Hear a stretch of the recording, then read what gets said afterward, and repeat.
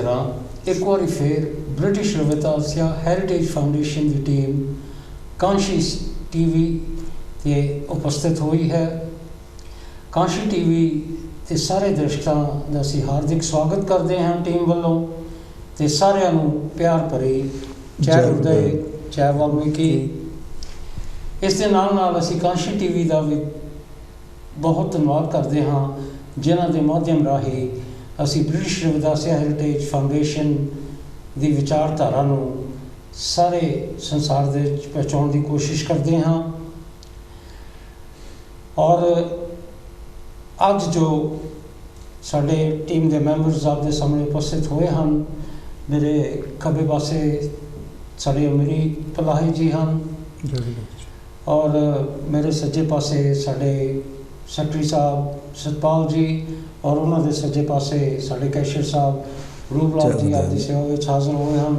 और इस तरह मैं तरसेम कल्याण अज इस प्रोग्राम में हिस्सा पा रहा हाँ। प्यारे दर्शकों, असी पिछले हफ्ते आप दे सामने रूबरू हुए सी और सतगुरु रविदास जी का पिछले वीरवार ज्योति जोत समाए दिवस भी सी ते आप दे नाल इस विषय ते विचार साझे कीते सीगे और कॉलां काफ़ी आ गई सी और कुछ विचार आप दे नाल होर साझे करने सी वो अज असी करन लगे हाँ। और खास करके अज का जो मुद्दा है कि ये बड़ा प्रचलित हो गया है कि सतगुरु रविदास जी ज्योति जोत समाए दिवस जो उन्होंने शहीदी सी ये चित्तौड़गढ़ दे विच यह गल हुई है। पर इसनूं मनना मुश्किल लगता है क्योंकि जो भी प्रमाण हैं वो नहीं दिते गए पर इसनूं दोहराया गया है। सो मैं साढ़े कैशियर साहब रूपलाल जी होना लाना हाँ कि तुसी इस विषय पर रोशनी पाओ। थैंक यू प्रधान जी, तुसी ये विषय जो थोड़ी बड़ी रोशनी पाने वास्ते क्या है। दास जो अजकल के इतिहासकारों की जानकारी के मुताबिक जिन्नी कि दास नूं जानकारी है आप जी नाल साझी करेगा। जिस तरह चित्तौड़ की महाराणी झालां बाई जिन्हां दा कि असली नाम रत्ना कुमरी जी है, उन्हों का झालां बाई नाम इस करके है कि वो उन्होंने बैकग्राउंड पेके साइड झालां इलाके तो आउंदे हन। उन्होंने अपने सतगुरु रविदास महाराज नूं क्योंकि वो उन्होंने राजगुरु सन, उन्होंने भोज लई अपने बुलाया सी चित्तौड़ विच। जिस वेले भोज लई बुलाया तो उत्थे जिहड़े जो कि कह लो अपने मनुवादी या हंकारवादी सन ईरखावादी लोग, उन्होंने ये चंगा नहीं लगा कि असी एक कही जान वाली नीवी जात दे महापुरुष के नाल बैठ के भोज करिए। लेकिन कुछ वाद विवाद तो बाद सतगुरु महाराज ने यह कहा कि चलो तुसी महाराणी जी इन्हों पहले भोज छका दो, असी अपना आसन अंदर ला लेंदे हां। उत्थे चमत्कार की वापरिया जो कि उस प्रभु परमात्मा ने एक सुनेहा दिता कि जिस वेले वो जो ईरखावादी लोग भोज छकण बैठे उन्हां दे नाल हर पासे खब्बे सज्जे सतगुरु रविदास महाराज जी बैठे दिखाई दिते। जदों कि उन्होंने वो भोज छकण विच ये देखा तो सारे हैरान रह गए। भोज खत्म होने तो बाद उत्थे ईरखावादी लोगों ने यह देख के सतगुरु रविदास महाराज दे चरनी पै गए। अते इतिहासकार दसदे हन कि उत्थे जो वो लोग ईरखावादी सन उन्होंने अपने जनेऊ भी तोड़ सुट्टे। तो भोज खत्म होने तो बाद जिस वेले वो सारा फंक्शन खत्म हो जाता है तो महाराज जी अपने गृह बनारस विखे नूं चाले पाउंदे हन। तो उत्थों जिस तरह के इतिहासकार दसदे हन कि एक महीने दे विच सतगुरु रविदास महाराज जी बनारस पहुँच जाते हैं। बनारस पहुँच के जो वो अगे की व्याख्या करते हैं, प्रधान जी आप हाँ जी ਇਸ ਬਾਰੇ। ਸਤਪਾਲ ਜੀ, ਇਸ ਦਾ ਜੋ ਇੰਸੀਡੈਂਟ ਜਿਹੜਾ ਇਹ ਹੋਇਆ ਚਿਤੌੜਗੜ੍ਹ ਦੇ ਜਿਹੜੀ ਸ਼ਹੀਦੀ ਦੇ ਬਾਰੇ ਅਸੀਂ ਗੱਲ ਕਰ ਰਹੇ ਹਾਂ, ਤੁਸੀਂ ਇਸ ਨੂੰ ਬ੍ਰਿਟਿਸ਼ ਰਵਿਦਾਸ ਦਾਸੀਆ ਹੈਰੀਟੇਜ ਫਾਊਂਡੇਸ਼ਨ ਦੇ ਨਾਲ ਕਿਸ ਤਰ੍ਹਾਂ ਇਸ ਦਾ ਲਿੰਕ ਬਣਾਉਂਦੇ ਹੋ? ਪ੍ਰਧਾਨ ਜੀ, ਪਹਿਲੇ ਤੇ ਦੇਖੋ, ਆਪਾਂ ਪਿਛਲੇ ਹਫ਼ਤੇ ਵੀ ਇਸ ਵਿਸ਼ੇ ਤੇ ਗੱਲ ਕੀਤੀ ਸੀ। ਤੁਹਾਡੇ ਗੱਲ ਕਹਿਣੇ ਦੇ ਮੁਤਾਬਕ ਉਦੋਂ ਸਮਾਂ ਨਾ ਪੂਰਾ ਮਿਲਣ ਦੇ ਮੁਤਾਬਕ ਉਹ ਨਹੀਂ ਗੱਲ ਪੂਰੀ ਹੋ ਸਕੀ। ਇਹਦੇ ਵਿੱਚ ਗੱਲ ਪੂਰੀ ਦਰੁਸਤ ਹੁੰਦੀ ਹੈ ਕਿ ਸਤਿਗੁਰੂ ਜੀ ਚਿਤੌੜਗੜ੍ਹ ਤੋਂ ਚੱਲ ਕੇ ਬਨਾਰਸ ਪਹੁੰਚ ਜਾਂਦੇ ਹਨ, ਜਿਸ ਤਰ੍ਹਾਂ ਸਾਡੇ ਖਜ਼ਾਨਚੀ ਸਾਹਿਬ ਨੇ ਗੱਲ ਕੀਤੀ ਹੈ। ਹੁਣ ਇਹ ਦੇਖਣਾ, ਇੱਧਰੋਂ ਆਪਾਂ ਦੇਖੀਏ ਕਿ ਬ੍ਰਿਟਿਸ਼ ਰਵਿਦਾਸੀਆ ਹੈਰੀਟੇਜ ਫਾਊਂਡੇਸ਼ਨ ਨੇ ਜਿਹੜੇ ਕੰਮ ਕੀਤੇ ਹਨ, ਇਹ ਇਸ ਦੀ ਪ੍ਰਚਾਰ ਕਰ ਰਹੇ ਹਨ। ਜਿਹੜੀਆਂ ਗੱਲਾਂ ਆਮ ਸਾਡੀ ਕਮਿਊਨਿਟੀ ਦੇ ਵਿੱਚ ਨਹੀਂ ਮਿਲ ਰਹੀਆਂ ਅੱਜ, ਕੋਸ਼ਿਸ਼ ਬ੍ਰਿਟਿਸ਼ ਰਵਿਦਾਸੀਆ ਹੈਰੀਟੇਜ ਫਾਊਂਡੇਸ਼ਨ ਦੀ ਇਹ ਹੈ ਕਿ ਇਹ ਚੀਜ਼ਾਂ ਦੀ ਖੋਜ ਕਰਦੇ ਹੋਏ, ਇਹਨਾਂ ਨੂੰ ਸਮਝਦੇ ਹੋਏ, ਸ਼ਾਇਦ ਬਿਲਕੁਲ ਕਾਂਸ਼ੀ ਟੀਵੀ ਦੇ ਜ਼ਰੀਏ ਅਸੀਂ ਆਪਣੀ ਕਮਿਊਨਿਟੀ ਔਰ ਜਿੰਨੇ ਵੀ ਕਮਿਊਨਿਟੀਜ਼ ਇਸ ਚੈਨਲ ਨੂੰ ਦੇਖ ਰਹੇ ਹਨ, ਉਹ ਇਹ ਡੀਟੇਲਸ ਉਹਨਾਂ ਦੇ ਨਾਲ ਸਾਂਝੀ ਕੀਤੇ ਜਾਣ। ਜਦੋਂ ਆਪਾਂ ਦੇਖੀਏ ਬ੍ਰਿਟਿਸ਼ ਰਵਿਦਾਸੀਆ ਹੈਰੀਟੇਜ ਫਾਊਂਡੇਸ਼ਨ ਦਾ ਮਕਸਦ ਕੀ ਹੈ, ਬਈ tracing the footprints of Satguru Ravidas ji in history. ਇਹ ਪਹਿਲੇ ਦਿਨ ਤੋਂ ਲੈ ਕੇ ਚੱਲੇ ਹਾਂ। ਤੁਸੀਂ ਪ੍ਰਧਾਨ ਜੀ ਬੜੇ ਵਧੀਆ ਟੌਪਿਕ ਲਏ, ਜਿੱਥੇ ਸਤਿਗੁਰੂ ਰਵਿਦਾਸ ਮਹਾਰਾਜ ਦੀ ਯਾਤਰਾ ਦੀ ਗੱਲਾਂ ਕੀਤੀਆਂ। ਹੁਣ ਸਤਿਗੁਰੂ ਰਵਿਦਾਸ ਮਹਾਰਾਜ ਜੀ ਦੇ ਜੋਤੀ ਜੋਤ ਸਮਾਏ ਦਿਵਸ ਦੀ ਅੱਜ ਡੀਟੇਲਸ ਲੈ ਕੇ ਆਏ ਹਾਂ। ਇਹ ਬੜੇ ਵਧੀਆ ਤਰੀਕੇ ਦੇ ਨਾਲ ਖੋਜ ਹੋ ਰਹੀ ਹਨ। ਜਿਹੜੇ ਪੁਰਸ਼ ਜਿਨ੍ਹਾਂ ਨੇ ਇਹ ਖੋਜ ਕੀਤੀ ਹਨ, ਉਹ ਬ੍ਰਿਟਿਸ਼ ਰਵਿਦਾਸੀਆ ਹੈਰੀਟੇਜ ਫਾਊਂਡੇਸ਼ਨ ਨਾਲ ਬੜੇ ਲੰਬੇ ਸਮੇਂ ਤੋਂ ਜੁੜ ਚੁੱਕੇ ਹਨ। ਪ੍ਰੋਫੈਸਰ ਲਾਲ ਸਿੰਘ ਜੀ ਦੀ ਗੱਲ ਹੋ ਰਹੀ ਹੈ, ਦੇਖੋ ਕਿੰਨਾ ਸਮਾਂ ਦਿੱਤਾ, ਲਗਭਗ ਸਾਰੀ ਉਮਰ ਉਹਨਾਂ ਨੇ ਗੁਰੂ ਰਵਿਦਾਸ ਦੀ ਖੋਜ 'ਤੇ ਲਾ ਦਿੱਤੀ। ਉਹਨਾਂ ਦਾ ਇੱਕ ਸ਼ਬਦ ਮੈਨੂੰ ਯਾਦ ਆ ਰਿਹਾ ਹੈ, ਜਦੋਂ ਉਹ ਬ੍ਰਿਟਿਸ਼ ਰਵਿਦਾਸੀਆ ਹੈਰੀਟੇਜ ਫਾਊਂਡੇਸ਼ਨ ਨਾਲ ਜੁੜੇ, ਉਹਨੇ ਕਿਹਾ ਸੀ ਕਿ ਜਿੰਨੇ ਮੇਰੀ ਜ਼ਿੰਦਗੀ ਹੈ ਮੈਂ ਫਾਊਂਡੇਸ਼ਨ ਦੇ ਨਾਲ ਜੁੜ ਕੇ ਰਹਾਂਗਾ, ਔਰ ਮੈਂ ਵੀ ਅੱਜ ਉਹ ਦੁਨੀਆ 'ਤੇ ਨਹੀਂ, ਅੱਜ ਵੀ ਮੈਂ ਸਿਰ ਝੁਕਾ ਕੇ ਉਹਨਾਂ ਨੂੰ ਸਲਾਮ ਕਰਦਾ ਹਾਂ ਜਿਨ੍ਹਾਂ ਨੇ ਇੰਨਾ ਵਾਅਦਾ ਕੀਤਾ ਸਾਡੇ ਨਾਲ। ਸੋ ਬ੍ਰਿਟਿਸ਼ ਰਵਿਦਾਸੀਆ ਹੈਰੀਟੇਜ ਫਾਊਂਡੇਸ਼ਨ ਦਾ ਮਕਸਦ ਇਹੀ ਹੈ ਕਿ ਸਤਿਗੁਰੂ ਰਵਿਦਾਸ ਮਹਾਰਾਜ ਦੀ ਇਤਿਹਾਸਿਕ ਜੀਵਨ ਦੀ ਖੋਜ ਕਰਦੇ ਹੋਏ ਆਪਾਂ ਪਬਲਿਕ ਦੇ ਸਾਹਮਣੇ ਲੈ ਕੇ ਆਉਣੀ ਹੈ। ਸੋ ਇਹ ਮੈਂ ਦੇਖ ਰਿਹਾ ਹਾਂ ਕਿ ਬੜੇ ਵਧੀਆ ਤਰੀਕੇ ਨਾਲ ਹੋ ਰਿਹਾ। ਤੁਹਾਡਾ ਕਹਿਣ ਦਾ ਮਤਲਬ ਹੈ ਕਿ ਜੋ ਸਾਡੇ ਰਿਸਰਚ ਕੰਮ ਕਰਨਗੇ, ਅਸੀਂ ਉਹ ਜਿਹੜੀ ਸੱਚਾਈ ਹੈ ਉਸ ਨੂੰ ਐਸਟੈਬਲਿਸ਼ ਕਰਨ ਦੀ ਕੋਸ਼ਿਸ਼ ਕਰਨੀ ਹੈ। ਬਿਲਕੁਲ ਜੀ, ਔਰ ਪ੍ਰਮਾਣ ਦੇ ਨਾਲ, ਔਰ ਜਿੱਦਾਂ ਖੋਜ ਹੋਵੇਗੀ ਉਹਦੇ ਪਿੱਛੇ ਸਬੂਤ ਦਿੱਤੇ ਜਾਣਗੇ, ਇਹ ਗੱਲ ਕਿੱਥੋਂ ਆਈ ਹੈ, ਕਿਹਨੇ ਲਿਆਂਦੀ ਹੈ, ਉਹਦੇ ਡੀਟੇਲਸ ਦਿੱਤੇ ਜਾਣਗੇ। ਦੇਖੋ ਅੱਜ ਮੈਂ ਇੱਕ ਹੋਰ ਇਹਦੇ ਨਾਲ ਗੱਲ ਕਰਦਾ ਜਾਵਾਂ, ਜਿੱਥੇ ਸਤਿਗੁਰੂ ਰਵਿਦਾਸ ਮਹਾਰਾਜ ਜੀ ਦੇ ਜੋਤੀ ਜੋਤ ਸਮਾਏ ਦੀ ਗੱਲ ਹੋ ਰਹੀ ਹੈ। ਆਪਾਂ ਕਿਹਾ ਸੀ ਕਿ ਆਪਣੀ ਫਾਊਂਡੇਸ਼ਨ ਦੇ ਜ਼ਰੀਏ ਇਹ ਮੈਥਮੈਟਿਕਲੀ ਕੈਲਕੂਲੇਟ ਕੀਤੇ ਜਾਣਗੇ, ਸਾਇੰਟੀਫਿਕਲੀ ਪ੍ਰੂਵ ਕੀਤੇ ਜਾਣਗੇ। ਔਰ ਜਦੋਂ ਤੁਸੀਂ ਮੈਥਮੈਟਿਕਲੀ ਕੈਲਕੂਲੇਟ ਕਰਦੇ ਹਾਂ, ਸਤਿਗੁਰੂ ਰਵਿਦਾਸ ਜੀ 1528 ਦੇ ਵਿੱਚ ਆਪਣਾ ਇਹ ਇਨਸਾਨ ਦਾ ਚੋਲਾ ਤਿਆਗ ਕੇ ਜਾਂਦੇ। ਅਮਰੀਕ ਪਲਾਹੀ ਦੀ ਗੱਲ ਠੀਕ ਹੈ ਨਾ, 1528 ਦੇ ਵਿੱਚ ਉਹਨਾਂ ਨੇ ਬਿਲਕੁਲ ਹਾਂਜੀ। ਅਤੇ ਜਦੋਂ ਅਸੀਂ ਦੇਖਦੇ ਹਾਂ ਅੱਜ 2023 ਦੇ ਵਿੱਚ ਇਹ 1528 ਦੇ ਵਿੱਚੋਂ ਅੱਜ ਗੁਰੂ ਰਵਿਦਾਸ ਮਹਾਰਾਜ ਜੀ ਨੂੰ 495 ਈਅਰਸ ਹੋ ਜਾਂਦੇ ਹਨ ਕਿ ਇਹ ਚੀਜ਼ਾਂ ਜਿਹੜੀਆਂ ਇਹ ਹੁਣ ਤੁਹਾਡੇ ਸਾਹਮਣੇ ਆ ਰਹੀਆਂ। ਹਾਂਜੀ ਸਤਪਾਲ ਜੀ, ਇੱਕ ਗੱਲ ਇਹ ਹੈ ਕਿ ਜਿਸ ਤਰ੍ਹਾਂ ਕਿ ਬਹੁਤ ਲਿਖਣ ਵਾਲਿਆਂ ਨੇ ਇਹ ਗੱਲ ਲਿਖੀ ਹੈ ਕਿ ਸਤਿਗੁਰੂ ਜੀ ਦੀ ਸ਼ਹੀਦੀ ਚਿਤੌੜਗੜ੍ਹ 'ਚ ਹੋਈ, ਪਰ ਕੋਈ ਪ੍ਰਮਾਣ ਨਹੀਂ ਨਾਲ ਦਿੱਤਾ, ਕੋਈ ਉਹਨਾਂ ਨੇ ਤਾਰੀਖ ਨਹੀਂ ਦੱਸੀ ਕਿ ਕੌਣ ਰਾਜਾ ਸੀ, ਕੌਣ ਰਾਣੀ ਸੀ, ਕੀ ਹੋ ਰਿਹਾ ਸੀ, ਕੁਛ ਨਹੀਂ ਉਹਨਾਂ ਨੇ ਦੱਸਿਆ। ਪਰ ਚਲੋ ਖੈਰ, ਜਿਹੜੇ ਇਤਿਹਾਸਿਕ ਰਾਈਟਰ ਜਿਹੜੇ ਹੈਗੇ ਆ ਉਹ ਹੋਰ ਕੁਝ ਦੱਸਦੇ ਆ। ਪ੍ਰਧਾਨ ਜੀ ਇਹਦੇ ਨਾਲ ਦੇਖੀਏ, ਮੈਂ ਪਿਛਲੇ ਹਫ਼ਤੇ ਵੀ ਕਿਹਾ ਸੀ, ਆਪਣਾ ਜਿਹੜਾ ਇਤਿਹਾਸ ਹੈ ਕਾਫੀ ਇਹਨੂੰ ਸ਼ਿਰਦਾਰੀ ਹੋਈ ਆ ਔਰ ਅੱਗੇ ਵੀ ਹੁੰਦੀ ਰਹੇਗੀ, ਪਰ ਸਾਡੇ ਸੂਝਵਾਨ ਸੱਜਣ ਉਹਨੂੰ ਖੋਜ ਜੀ। ਸੋ ਅਮਰੀਕ ਜੀ, ਜਦੋਂ ਸਤਿਗੁਰੂ ਜੀ ਚਿਤੌੜਗੜ੍ਹ ਤੋਂ ਵਾਪਸ ਬਨਾਰਸ ਨੂੰ ਆ ਗਏ, ਹਾਂਜੀ, ਤੇ ਉਸ ਦੇ ਬਾਰੇ ਇਸ ਨੂੰ ਆਪ ਅੱਗੇ ਲੈ ਕੇ ਚੱਲੋ। ਪ੍ਰਧਾਨ ਜੀ, ਤੁਸੀਂ ਅੱਜ ਇਸ ਟੌਪਿਕ ਨੂੰ ਆਪਾਂ ਪੂਰੀ ਤਰ੍ਹਾਂ ਕੰਪਲੀਟ ਕਰਨਾ ਔਰ ਆਉਣੇ ਵਾਲੇ ਸਮੇਂ ਦੇ ਵਿੱਚ ਇੱਕ ਛਾਪ ਛੱਡ ਕੇ ਜਾਣੀ ਹੈ ਕਿ ਤੁਸੀਂ ਜਿੰਨੇ ਵੀ ਕਾਂਸ਼ੀ ਟੀਵੀ ਦੇਖ ਰਹੇ ਹੋ ਸਾਰੇ ਦਰਸ਼ਕਾਂ ਨੂੰ, ਕਿ ਜੇ ਤੁਸੀਂ ਗੁਰੂ ਰਵਿਦਾਸ ਮਹਾਰਾਜ ਬਾਰੇ, ਉਹਨਾਂ ਦੇ ਆਗਮਨ ਪੁਰਬ ਤੋਂ ਲੈ ਕੇ ਉਹਨਾਂ ਦੇ ਜੋਤੀ ਜੋਤ ਸਮਾਉਣ ਤੱਕ ਉਹਨਾਂ ਦੇ ਜੀਵਨ ਨੂੰ ਘੋਖਣਾ, ਸਮਝਣਾ ਤੇ ਉਹਨੂੰ ਆਪਣੇ ਜੀਵਨ ਵਿੱਚ ਇੰਪਲੀਮੈਂਟ ਕਰਨਾ ਚਾਹੁੰਦੇ ਹੋ ਆਪਣੀਆਂ ਯਾਦਾਂ ਵਿੱਚ, ਕਿ ਤੁਹਾਨੂੰ ਸਭ ਤੋਂ ਪਹਿਲਾਂ ਤਾਂ ਸਤਿਗੁਰੂ ਰਵਿਦਾਸ ਮਹਾਰਾਜ ਦੀ ਬਾਣੀ ਜਿਹੜੀ ਆ ਉਹ ਪੜ੍ਹਨੀ ਪਊਗੀ। ਜੀ ਜੀ। ਉਹ ਪੜ੍ਹ ਕੇ ਉਹਨੂੰ ਸਮਝਣਾ ਪਏਗਾ। ਜਦੋਂ ਕੋਈ ਵੀ ਮਹਾਪੁਰਸ਼ ਇਸ ਸੰਸਾਰ ਵਿੱਚ ਆਉਂਦਾ ਤਾਂ ਉਹਦਾ ਕੋਈ ਮਕਸਦ ਹੁੰਦਾ ਇਸ ਸੰਸਾਰ ਵਿੱਚ ਆਉਣ ਦਾ, ਤੇ ਜਦੋਂ ਉਹ ਸੰਸਾਰ ਤੋਂ ਜਾਂਦਾ ਉਦੋਂ ਵੀ ਇੱਕ ਮਕਸਦ ਹੁੰਦਾ, ਉਹਦਾ ਇੱਕ ਟਾਈਮ ਹੁੰਦਾ।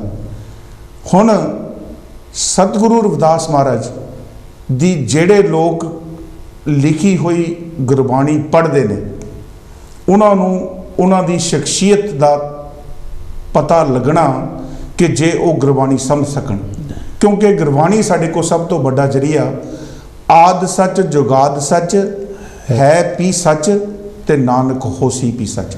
ਇਹ ਗੱਲਾਂ ਜਿਹੜੀਆਂ ਗੁਰਬਾਣੀ ਵਿੱਚ ਸਾਨੂੰ ਦੱਸੀਆਂ ਗਈਆਂ ਕਿ ਇਹ ਪਹਿਲਾਂ ਤੋਂ ਸੱਚ ਹੈ, ਜੁਗਾਂ ਜੁਗਾਂ ਤੋਂ ਸੱਚ ਹੈ, ਆ ਜੋ ਹੋ ਰਿਹਾ ਇਹ ਵੀ ਸੱਚ ਹੈ, ਤੇ ਆਉਣ ਵਾਲੇ ਸਮੇਂ ਦੇ ਵਿੱਚ ਜੋ ਹੋਣਾ ਉਹ ਵੀ ਸੱਚ ਹੈ, ਸਾਨੂੰ ਗੁਰਬਾਣੀ ਨੇ ਦੱਸਿਆ। ਹੁਣ ਸਤਿਗੁਰੂ ਰਵਿਦਾਸ ਜੀ ਮਹਾਰਾਜ ਦੀ ਬਾਣੀ ਜਦੋਂ ਅਸੀਂ ਪੜ੍ਹਾਂਗੇ ਉਹਨੂੰ ਸਮਝਾਂਗੇ।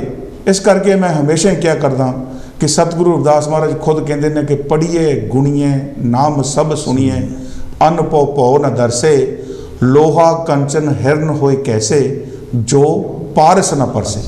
ਹੁਣ ਇਹਦੇ ਵਿੱਚ ਗੱਲ ਇਹ ਆਉਂਦੀ ਹੈ ਕਿ ਅਸੀਂ ਇੱਦਾਂ ਦੀਆਂ ਗੁੰਝਲਦਾਰ ਚੀਜ਼ਾਂ ਨੂੰ ਸਮਝਣ ਦੀ ਕੋਸ਼ਿਸ਼ ਕਰਦੇ ਹਾਂ।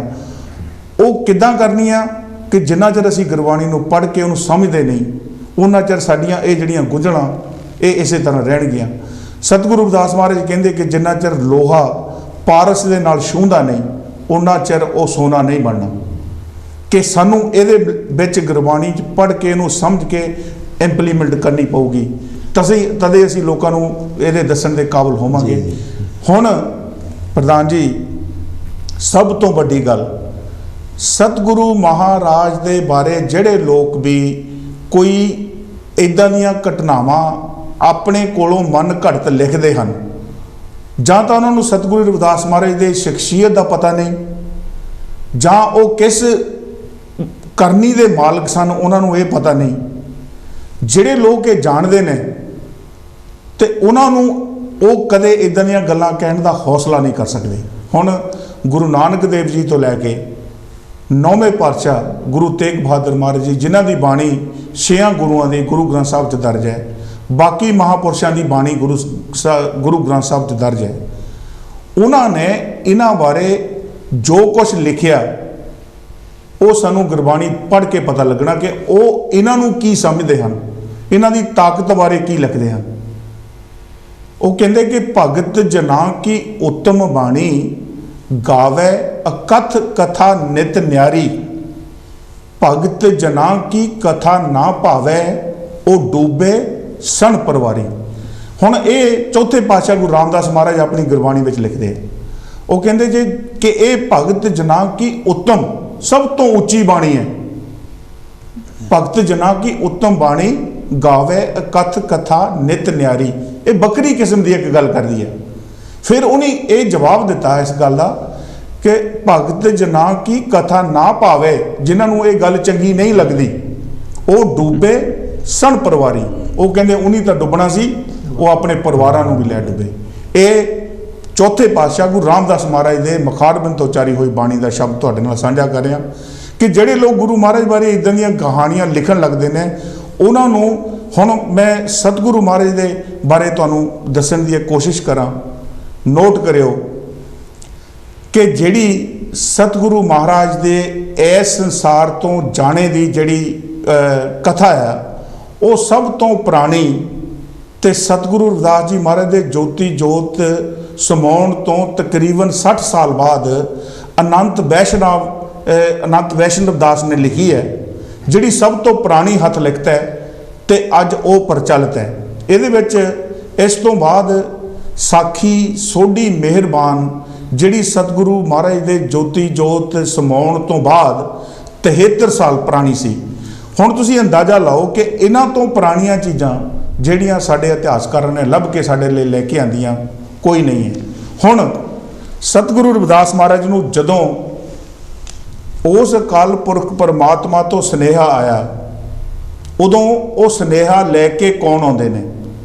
ਇਹ ਸਤਿਗੁਰੂ ਰਵਿਦਾਸ ਮਹਾਰਾਜ ਦੀ ਪਰਚਾਈ ਰਵਿਦਾਸ ਜੀ, ਜਿਹੜੀ ਵੈਸ਼ਨਵ ਅਨੰਦ ਦਾਸ ਜੀ ਨੇ ਲਿਖੀ ਹੈ, ਉਹਦੇ ਵਿੱਚ ਉਹ ਲਿਖਦੇ ਨੇ ਕਿ ਜਦੋਂ ਸਤਿਗੁਰੂ ਨਾਮਦੇਵ ਮਹਾਰਾਜ, ਸਤਿਗੁਰੂ ਕਬੀਰ ਸਾਹਿਬ ਮਹਾਰਾਜ, ਸਤਿਗੁਰੂ ਸੈਣ ਜੀ, ਸਤਿਗੁਰੂ ਤਰਲੋਚਨ ਜੀ ਉਸ ਪਾਰ ਬ੍ਰਹਮ ਦੇ ਕਹੇ ਤੇ ਗੁਰੂ ਰਵਿਦਾਸ ਮਹਾਰਾਜ ਨੂੰ ਸੁਨੇਹਾ ਦੇਣ ਆਉਂਦੇ ਨੇ ਕਿ ਜਦੋਂ ਉੱਥੇ ਪਹੁੰਚਦੇ ਨੇ ਤੇ ਰਸਤੇ ਵਿੱਚ ਉਹ ਗੱਲਾਂ ਕਰਦੇ ਆਉਂਦੇ ਨੇ। ਇਹਦੇ ਵਿੱਚ ਲਿਖਿਆ ਹੋਇਆ ਕਿ ਅੱਜ ਕਿ ਠਾਕਰ ਜੀ ਨੂੰ ਜਾ ਕੇ ਦੱਸਾਂਗੇ ਕਿ ਉਸ ਪਾਰ ਬ੍ਰਹਮ ਦਾ ਘਰ ਕਿਹੋ ਜਿਹਾ, ਉੱਥੇ ਕਿਹੜੀਆਂ ਕਿਹੜੀਆਂ ਚੀਜ਼ਾਂ ਹਨ।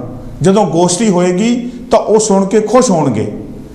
ਤੇ ਜਦੋਂ ਸਤਿਗੁਰੂ ਰਵਿਦਾਸ ਜੀ ਮਹਾਰਾਜ ਦੀ ਕੁਟੀਆ ਵਿੱਚ ਉਹ ਆਉਂਦੇ ਨੇ ਮਹਾਪੁਰਸ਼, ਉਹ ਆ ਕੇ ਦੇਖਦੇ ਕੀ ਹਨ?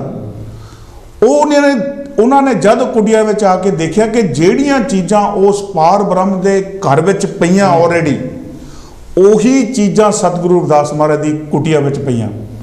ਤੁਸੀਂ ਦੇਖੋ ਕਿ ਉਸ ਦੇਖ ਕੇ ਹੈਰਾਨ ਰਹਿ ਗਏ ਕਿ ਜਿਹੜੀਆਂ ਚੀਜ਼ਾਂ ਉੱਥੇ ਠਾਕਰ ਦੇ ਦਰਬਾਰ ਵਿੱਚ, ਉਹਦੇ ਘਰ ਦੇ ਵਿੱਚ ਪਈਆਂ, ਉਹੀ ਚੀਜ਼ਾਂ ਸਤਿਗੁਰੂ ਰਵਿਦਾਸ ਮਹਾਰਾਜ ਦੇ ਇਸ ਕੁਟੀਆ ਵਿੱਚ, ਕੁੱਲੀ ਦੇ ਵਿੱਚ ਪਈਆਂ ਨੇ।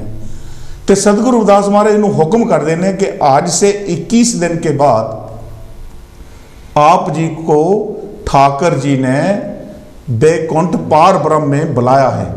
सुनने वाली गल है। ਤੇ ਸਤਿਗੁਰੂ ਰਵਿਦਾਸ ਜੀ ਮਹਾਰਾਜ ਉਹਨਾਂ ਦਾ ਸੁਨੇਹਾ ਖਿੜੇ ਮੱਥੇ ਪ੍ਰਵਾਨ ਕਰਕੇ ਤੇ ਉਹ ਉੱਥੋਂ ਚਲੇ ਜਾਂਦੇ ਨੇ। ਤੇ 28 ਦਿਨਾਂ ਬਾਅਦ ਉਹ ਵਾਪਸ, ਆਪਣੇ 21 ਦਿਨਾਂ ਬਾਅਦ ਉਹ ਵਾਪਸ ਆਉਂਦੇ ਨੇ। ਤੇ ਸਤਿਗੁਰੂ ਰਵਿਦਾਸ ਮਹਾਰਾਜ, ਇਹਦੇ ਵਿੱਚ ਲਿਖਿਆ ਗਿਆ ਕਿ ਸਤਿਗੁਰੂ ਰਵਿਦਾਸ ਮਹਾਰਾਜ ਜਦੋਂ ਇਸ਼ਨਾਨ ਕਰਕੇ ਆਪਣਾ ਚੋਲਾ ਕੱਪੜੇ ਪਹਿਨ ਕੇ ਸਾਹਮਣੇ ਆਉਂਦੇ ਨੇ ਤੇ ਉਹ ਫੇਰ ਹੈਰਾਨ ਰਹਿ ਜਾਂਦੇ ਨੇ। ਕਿਉਂ? ਉਹ ਦੇਖਦੇ ਨੇ ਕਿ ਜਿਹੜੇ ਵਸਤਰ ਪਾਰ ਬ੍ਰਹਮ ਬੈਕੁੰਠ ਆਪਣੇ ਘਰ ਵਿੱਚ ਪਾ ਕੇ ਫਿਰਦੇ ਨੇ, ਉਹੀ ਵਸਤਰ ਜਿਹੜੇ ਉਹ ਸਤਿਗੁਰੂ ਰਵਿਦਾਸ ਜੀ ਮਹਾਰਾਜ ਨੇ ਪਹਿਨੇ ਹੋਏ ਨੇ। ਸੁਣੋ ਕਿ ਸਤਿਗੁਰੂ ਰਵਿਦਾਸ ਮਹਾਰਾਜ ਇਸ ਤਾਕਤ ਦੇ ਮਾਲਕ ਸਨ। ਕਿਉਂ ਕਿ ਇਹਦੇ ਵਿੱਚ ਬਾਕੀ ਮਹਾਪੁਰਸ਼ਾਂ ਨੇ ਉਹਨਾਂ ਬਾਰੇ ਇਸ ਕਰਕੇ ਲਿਖਿਆ। ਪੰਜਵੇਂ ਪਾਤਸ਼ਾਹ ਸਾਹਿਬ ਸ੍ਰੀ ਗੁਰੂ ਅਰਜਨ ਦੇਵ ਮਹਾਰਾਜ ਇਹਨਾਂ ਮਹਾਪੁਰਸ਼ਾਂ ਬਾਰੇ, ਸਤਿਗੁਰੂ ਰਵਿਦਾਸ ਮਹਾਰਾਜ ਬਾਰੇ ਕੀ ਲਿਖਦੇ ਨੇ? ਉਹ ਕਹਿੰਦੇ ਨੇ, ਗੁਰੂ ਗ੍ਰੰਥ ਸਾਹਿਬ ਦੇ ਪੰਨਾ ਨੰਬਰ 1207 ਰਾਗ ਸਾਰੰਗ ਦੇ ਵਿੱਚ ਇੱਕ ਸ਼ਬਦ ਉਚਾਰਨ ਕੀਤਾ ਪੰਜਵੇਂ ਪਾਤਸ਼ਾਹ ਨੇ। ਉਹ ਕਹਿੰਦੇ, ਊਆ ਔਂਸਰ ਕੇ ਹਉ ਬਲ ਜਾਈ, ਆਠ ਪੈਰ ਆਪਣਾ ਪ੍ਰਭ ਸਿਮਰਨ, ਵੱਡ ਭਾਗੀ ਹਰ ਪਾਈ।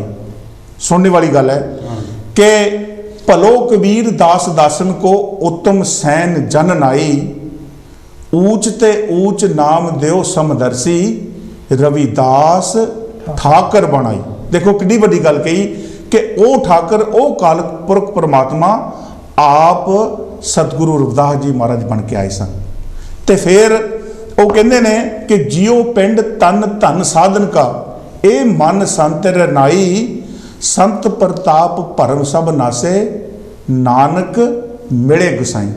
ਜਦੋਂ ਇਹ ਸ਼ਬਦ ਦੀ ਵਿਆਖਿਆ ਕਰਦੇ ਆ ਤੁਸੀਂ, ਤਾਂ ਪੰਜਵੇਂ ਪਾਤਸ਼ਾਹ ਨੇ ਸਤਿਗੁਰੂ ਰਵਿਦਾਸ ਮਹਾਰਾਜ ਨੂੰ, ਇਹਨਾਂ ਮਹਾਪੁਰਸ਼ਾਂ ਨੂੰ ਉਸ ਠਾਕਰ ਅਕਾਲ ਪੁਰਖ ਪਰਮਾਤਮਾ ਦੇ ਬਰਾਬਰ ਉਹਨਾਂ ਨੂੰ ਦੱਸਿਆ ਕਿ ਇਹ ਉਹੀ ਸਨ। ਸਤਿਗੁਰੂ ਰਵਿਦਾਸ ਮਹਾਰਾਜ ਆਪਣੀ ਬਾਣੀ ਵਿੱਚ ਕਹਿੰਦੇ ਨੇ ਕਿ ਤੋਹੀ ਮੋਹੀ, ਮੋਹੀ ਤੋਹੀ ਅੰਤਰ ਕੈਸਾ। ਹੁਣ ਪ੍ਰਧਾਨ ਜੀ, ਇਹਦੇ ਵਿੱਚ ਕੋਈ ਸ਼ੱਕ ਤਾਂ ਹੈ ਨਹੀਂ ਕਿ ਸਤਿਗੁਰੂ ਰਵਿਦਾਸ ਮਹਾਰਾਜ ਨੇ ਇਹ ਕਹਿ ਦਿੱਤਾ ਆਪਣੀ ਬਾਣੀ ਵਿੱਚ ਕਿ ਤੇਰੇ ਤਾਂ ਮੇਰੇ ਵਿੱਚ, ਮੇਰੇ ਤਾਂ ਤੇਰੇ 'ਚ ਫਰਕ ਹੀ ਕੋਈ ਨਹੀਂ। ਤੇ ਸਾਨੂੰ ਇਹ ਮੰਨਣਾ ਪਏਗਾ, ਇਹ ਕਿ ਸਾਨੂੰ ਸਮਝਣਾ ਪਏਗਾ। कॉल ले ली। हाँ जी, हेलो। हाँ जी, जय गुरुदेव जी। कौन सा बोल रहे जी? जय गुरुदेव जी। हाँ जी, हाँ वीरा नूं जय गुरुदेव। मैं सत्या में बैठक तो हो रही हूँ। हाँ जी, ਧੰਨ ਗੁਰਦੇਵ ਜੀ। ਭੈਣ ਜੀ ਤੁਹਾਡਾ ਬਹੁਤ ਧੰਨਵਾਦ ਜੀ। ਹਾਂਜੀ ਭਾਜੀ, ਸਭ ਤੋਂ ਪਹਿਲਾਂ ਤਾਂ ਤੁਸੀਂ ਬਹੁਤ ਭਾਗਾਂ ਵਾਲੇ ਹੋ ਜਿਹੜਾ ਕਿ ਤੁਸੀਂ ਇੰਨਾ ਸੋਹਣੀਆਂ ਗੱਲਾਂ ਦੱਸ ਰਹੇ ਸਤਿਗੁਰੂ, ਗੁਰੂ ਦੇ ਗੁਰੂ ਸਤਿਗੁਰੂ ਰਵਿਦਾਸ ਮਹਾਰਾਜ ਜੀ ਦੀ ਜੀਵਨੀ ਬਾਰੇ, ਜੋ ਕਿ ਲੋਕੀ ਅੱਜ ਤੱਕ ਮਨ ਘੜਤ ਹੀ ਗੱਲਾਂ ਕਰੀ ਜਾ ਰਹੇ ਨੇ ਤੇ ਉਹਨਾਂ ਨੂੰ ਕਿਸੇ ਨੇ ਮਾਰਿਆ ਆ, ਉਹਨੂੰ ਕਤਲ ਕੀਤਾ ਗਿਆ ਆ, ਉਹਨਾਂ ਨੂੰ ਆਹ ਕੀਤਾ ਗਿਆ। ਇਹ ਹੁਣ ਤੁਸੀਂ ਇਹ ਚੰਗਾ ਚਾਨਣਾ ਪਾ ਰਹੇ ਆ ਤੇ ਸਾਰੇ ਹੀ ਭੈਣਾਂ ਭਰਾਵਾਂ ਨੂੰ ਸੁਣ ਲੈਣਾ ਚਾਹੀਦਾ ਆ ਕਿ ਸਾਡੇ ਗੁਰੂ ਮਹਾਰਾਜ ਜੀ ਦਾ ਕੀ ਇਤਿਹਾਸ ਹੈ। ਬਿਲਕੁਲ ਜੀ, ਥੈਂਕ ਯੂ, ਤੇ ਥੈਂਕ ਮੈਂ ਯੂ। ਤਾਂ ਤੁਹਾਨੂੰ ਬਹੁਤ ਬਹੁਤ ਵਧਾਈਆਂ ਹੀ ਦਿੰਦੀ ਆ ਤੇ ਜਿਹੜੇ ਤੁਸੀਂ ਇੰਨੀਆਂ ਸੋਹਣੀਆਂ ਗੱਲਾਂ ਇਹਨਾਂ ਖੋਜ ਕਰਕੇ ਸਾਡੇ ਤੱਕ ਪਹੁੰਚਾ ਰਹੇ ਆ ਤੇ ਸਾਨੂੰ ਵੀ ਕਿਸੇ ਦੇ ਨਾਲ ਗੱਲ ਕਰਨ ਦਾ ਸਮਾਂ ਮਿਲ ਸਕਦਾ। ਬਿਲਕੁਲ ਜੀ, ਬਿਲਕੁਲ ਬਿਲਕੁਲ, ਹਾਂਜੀ। ਥੈਂਕ ਯੂ ਭਾਈ, ਤੁਹਾਡਾ ਬਹੁਤ ਬਹੁਤ ਜੈ ਗੁਰਦੇਵ ਤੇ ਧੰਨਵਾਦ। ਧੰਨਵਾਦ ਜੀ, ਥੈਂਕ ਯੂ। ਦੇਖੋ ਪ੍ਰਧਾਨ ਜੀ, ਹੁਣ ਜਦੋਂ ਇਹ ਗੱਲ ਹਰ ਇੱਕ ਇਨਸਾਨ ਦੇ ਤੱਕ ਇਹ ਪਹੁੰਚੇਗੀ, ਜਿਹੜੇ ਲੋਕਾਂ ਨੇ ਗੁਰੂ ਮਹਾਰਾਜ ਬਾਰੇ ਕੋਈ ਵੀ ਘਟੀਆ ਗੱਲ ਲਿਖਣ ਦੀ ਕੋਸ਼ਿਸ਼ ਕੀਤੀ ਹੈ, ਤੇ ਗੱਲ ਇਹ ਹੈ ਕਿ ਉਹ ਲੋਕ ਸਤਿਗੁਰੂ ਰਵਿਦਾਸ ਮਹਾਰਾਜ ਨੂੰ ਇੱਕ ਜਿਹੜੀ ਆਇਡੈਂਟੀਕਲ ਜਿਹੜੀ ਗੱਲ ਸਮਝਣੇ ਵਾਲੀ ਆ, ਉਹ ਇਹ ਆ ਕਿ ਉਹ ਸਤਿਗੁਰੂ ਰਵਿਦਾਸ ਮਹਾਰਾਜ ਨੂੰ ਛੋਟੀ ਜਾਤ ਨਾਲ ਜੋੜ ਕੇ ਦੇਖਦੇ ਨੇ, ਵਿਤਕਰਾ ਕਰਦੇ ਵਿਤਕਰਾ ਕਰਦੇ ਨੇ। ਹਾਂਜੀ, ਤੇ ਸਤਿਗੁਰੂ ਕਬੀਰ ਸਾਹਿਬ ਮਹਾਰਾਜ ਕੀ ਕਹਿੰਦੇ ਆ? ਕਹਿੰਦੇ ਜਾਤ ਨਾ ਪੂਛੀਏ ਸਾਧ ਕੀ ਪੂਛ ਲੀਜੀਏ ਗਿਆਨ, ਮੂਲ ਕਰੋ ਤਲਵਾਰ ਕਾ ਪੜਾ ਰਹਿਣ ਦੋ ਮਿਆਨ। ਸਤਿਗੁਰੂ ਕਬੀਰ ਸਾਹਿਬ ਮਹਾਰਾਜ ਦੀ ਬਾਣੀ ਜਿਹੜੀ ਪਰਮ ਭਲੇਖਿਆਂ ਦੇ ਜਿਹੜੇ ਪਰਚੇ ਲਾਉਂਦੀ ਹੈ ਨਾ, ਉਹ ਕਹਿੰਦੇ ਕਿ ਜਾਤ ਕਦੇ ਕਿਸੇ ਸੰਤ ਦੀ ਨਹੀਂ ਪੁੱਛਣੀ ਚਾਹੀਦੀ। ਉਹ ਕਹਿੰਦੇ ਕਿ ਜਾਤ ਪੁੱਛਣ ਵਾਲਾ ਇਨਸਾਨ ਜਿਹੜਾ, ਉਹ ਕਦੇ ਵੀ ਇਸ ਸੰਸਾਰ ਤੋਂ ਉਹ ਮੋਕਸ਼ ਪ੍ਰਾਪਤ ਨਹੀਂ ਕਰ ਸਕਦਾ, ਉਹ ਇਨਸਾਨ ਬਣਨ ਦੇ ਕਾਬਿਲ ਨਹੀਂ ਹੈ। ਇਹ ਸਤਿਗੁਰੂ ਕਬੀਰ ਸਾਹਿਬ ਮਹਾਰਾਜ ਦੀ ਬਾਣੀ ਹੈ। ਉਹ ਜਦੋਂ ਉਹ ਸਤਿਗੁਰੂ ਕਬੀਰ ਸਾਹਿਬ ਮਹਾਰਾਜ ਕਹਿੰਦੇ ਆ ਕਿ ਕਬੀਰਾ ਮੇਰੀ ਜਾਤ ਕੋ ਸਭ ਕੋ ਹਸਣੇ ਹਾਰ, ਬਲਿਹਾਰੀ ਤਿਸ ਜਾਤ ਕੋ ਜਿਸ ਜਪਿਓ ਸਿਰਜਣਹਾਰ। ਉਹ ਕਹਿੰਦੇ ਮੇਰੀ ਜਾਤ ਜਿਹੜੀ ਲੋਕ ਹੱਸਦੇ ਆ ਨਾ, ਪਰ ਮੈਂ ਉਸ ਜਾਤ ਤੋਂ ਬਲਿਹਾਰੀ ਜਾਣਾ ਜਿਹਨੇ ਪਰਮਾਤਮਾ ਦਾ ਨਾਮ ਜਪਿਆ। ਜਿਹੜੀਆਂ ਮਹਾਨ ਆਤਮਾ, ਹਾਂਜੀ, ਸਤਿਗੁਰੂ ਰਵਿਦਾਸ ਜੀ, ਸੰਤ ਕਬੀਰ ਜੀ, ਹਾਂਜੀ, ਇਹ ਉਸ ਪਰਮਾਤਮਾ ਦੇ ਘਰ ਚੋਂ ਆਉਂਦੀਆਂ। ਬਿਲਕੁਲ ਜੀ, ਬਿਲਕੁਲ। ਹਾਂ, ਆਤਮਾ ਜਿਹੜੀਆਂ ਮਹਾਨ ਆਤਮਾ ਤੇ ਉਹ ਪਰਮਾਤਮਾ ਦੇ ਵਿੱਚ ਕੋਈ ਫਰਕ ਨਹੀਂ ਹੈ। ਬਿਲਕੁਲ ਜੀ, ਬਿਲकुल। ਹਾਂਜੀ, ਜਿਹੜੀ ਅਸਲ ਗੱਲ ਜਿਹੜੀ ਸਮਝਣ ਵਾਲੀ ਹੈ। ਹਾਂਜੀ, अमरीत जी कॉल एक हो रहा है। कॉल ली। हाँ जी, हेलो। हाँ जी, जय गुरुदेव जी, कौन सा बोल रहे जी? हेलो, जय गुरुदेव, धन गुरुदेव अमरीत भाजी, मैं चारे भरावां नूं जय गुरुदेव कहना जी। हाँ जी, हाँ जी, जय गुरुदेव, धन गुरुदेव मानक साहब, तुहाडा बहुत धन्यवाद जी। बाकी ये शॉर्ट गल्लां करनियां क्योंकि सारिਆਂ ने कॉलां करनियां। बाकी मैं तुहानूं बधाई ये दिंदा प्रधान जी सारिਆਂ ਨੂੰ, क्योंकि इस वेले तुहाडे तो जिहड़ी अवेयरनेस मिली आ, साडी सारी कम्यूनिटी ਨੂੰ ਗੱਲ ਕਰਨ ਦਾ ਇੱਕ अवसर मिल गया और ਗੱਲ ਕਰਨ ਲੱਗ ਪਏ, जवाब देण लग पए। थैंक यू जी। और वो सिर्फ इस करके सानूं पता लग्या ਸਾਨੂੰ ਤਾਂ ਐਵੇਂ ਜਾਤ ਪਾਲਣਾ ਬੰਨਿਆ ਸੀਗਾ ਕੋਈ ਨੀਵੇਂ ਚ। हाँ जी, हाँ जी, ਇਹ ਚੀਜ਼ ਤੁਸੀਂ ਖੁੱਲ ਕੇ ਸਾਹਮਣੇ ਲਿਆ ਸੀ ਨਾ, ਕੋਈ ਵੀ ਜਿਹੜਾ ਆਪੇ ਨਹੀਂ ਮੈਸਾਂ ਬਟਰਾਂ ਦਾ ਆਪੇ ਨਹੀਂ ਆਊਗਾ। ਉਹ ਸਾਡੇ ਗੁਰੂਆਂ ਨੇ ਮਨਜ਼ੂਰ ਨਹੀਂ ਕੀਤੀ, ਗੁਰਬਾਣੀ ਉਹਦਾ ਸਬੂਤ ਹੈ ਸਦੀਆਂ ਦਾ। बिल्कुल जी, ਬਿਲਕੁਲ ਜੋ ਪਹਿਲਾਂ ਸੀਗਾ ਗੁਰੂ ਜੀ ਦੇ ਸ਼ਰਾਬ ਦੇ ਗਏ ਆ, ਗੁਰੂ ਬਾਲਮੀਕ ਦੀ ਸ਼ਰਾਬ ਦੇ ਗਏ ਆ, ਗੁਰੂ ਰਵਿਦਾਸ ਸ਼ਰਾਬ ਦੇ ਗਏ, ਅਸੀਂ ਮੰਨ ਕੇ ਬੈਠਦੇ ਨਾ। ਹੁਣ ਜਿਹੜਾ ਸਾਡਾ ਪ੍ਰੋਗਰਾਮ ਦੇਖੂਗਾ ਉਹ ਕਦੇ ਮੰਨੂਗਾ, ਉਹ ਕਿਸੇ ਹੱਥ ਨਹੀਂ ਮੰਨੂਗਾ। ਸਾਰੇ ਬਹਿਣ ਪਾਏ ਵਾ ਜੀ, ਉਹਨਾਂ ਨੂੰ ਐਦਾਂ ਮਾਰਿਆ ਸੀ, ਜੱਗੇ ਮਾਰੇ ਸੀ, ਉਹਨਾਂ ਨੂੰ ਜੰਜੂ ਕੱਢਣ ਵੇਲੇ ਆ ਕੀਤਾ। ਇਹ ਸਾਰਾ ਬਹਿਣ ਬਾਜੀ ਆ। ਔਰ ਮੈਂ ਤੁਹਾਨੂੰ ਵਧਾਈ ਦਿੰਦਾ, ਤੁਸੀਂ ਇਹਦੇ ਪਹਿਲੇ ਐਨ ਸੁਪਰ ਆਨਸਰ ਤੇ ਪਹੁੰਚ ਜਾਣਾ। ਤੁਸੀਂ ਜੋ ਇਤਿਹਾਸ ਲੱਭ ਰਹੇ ਆ, ਬਿਲਕੁਲ ਤੁਸੀਂ ਉੱਥੇ ਪਹੁੰਚਣਾ, ਬਹੁਤ ਚੰਗਾ ਲੱਗੂਗਾ।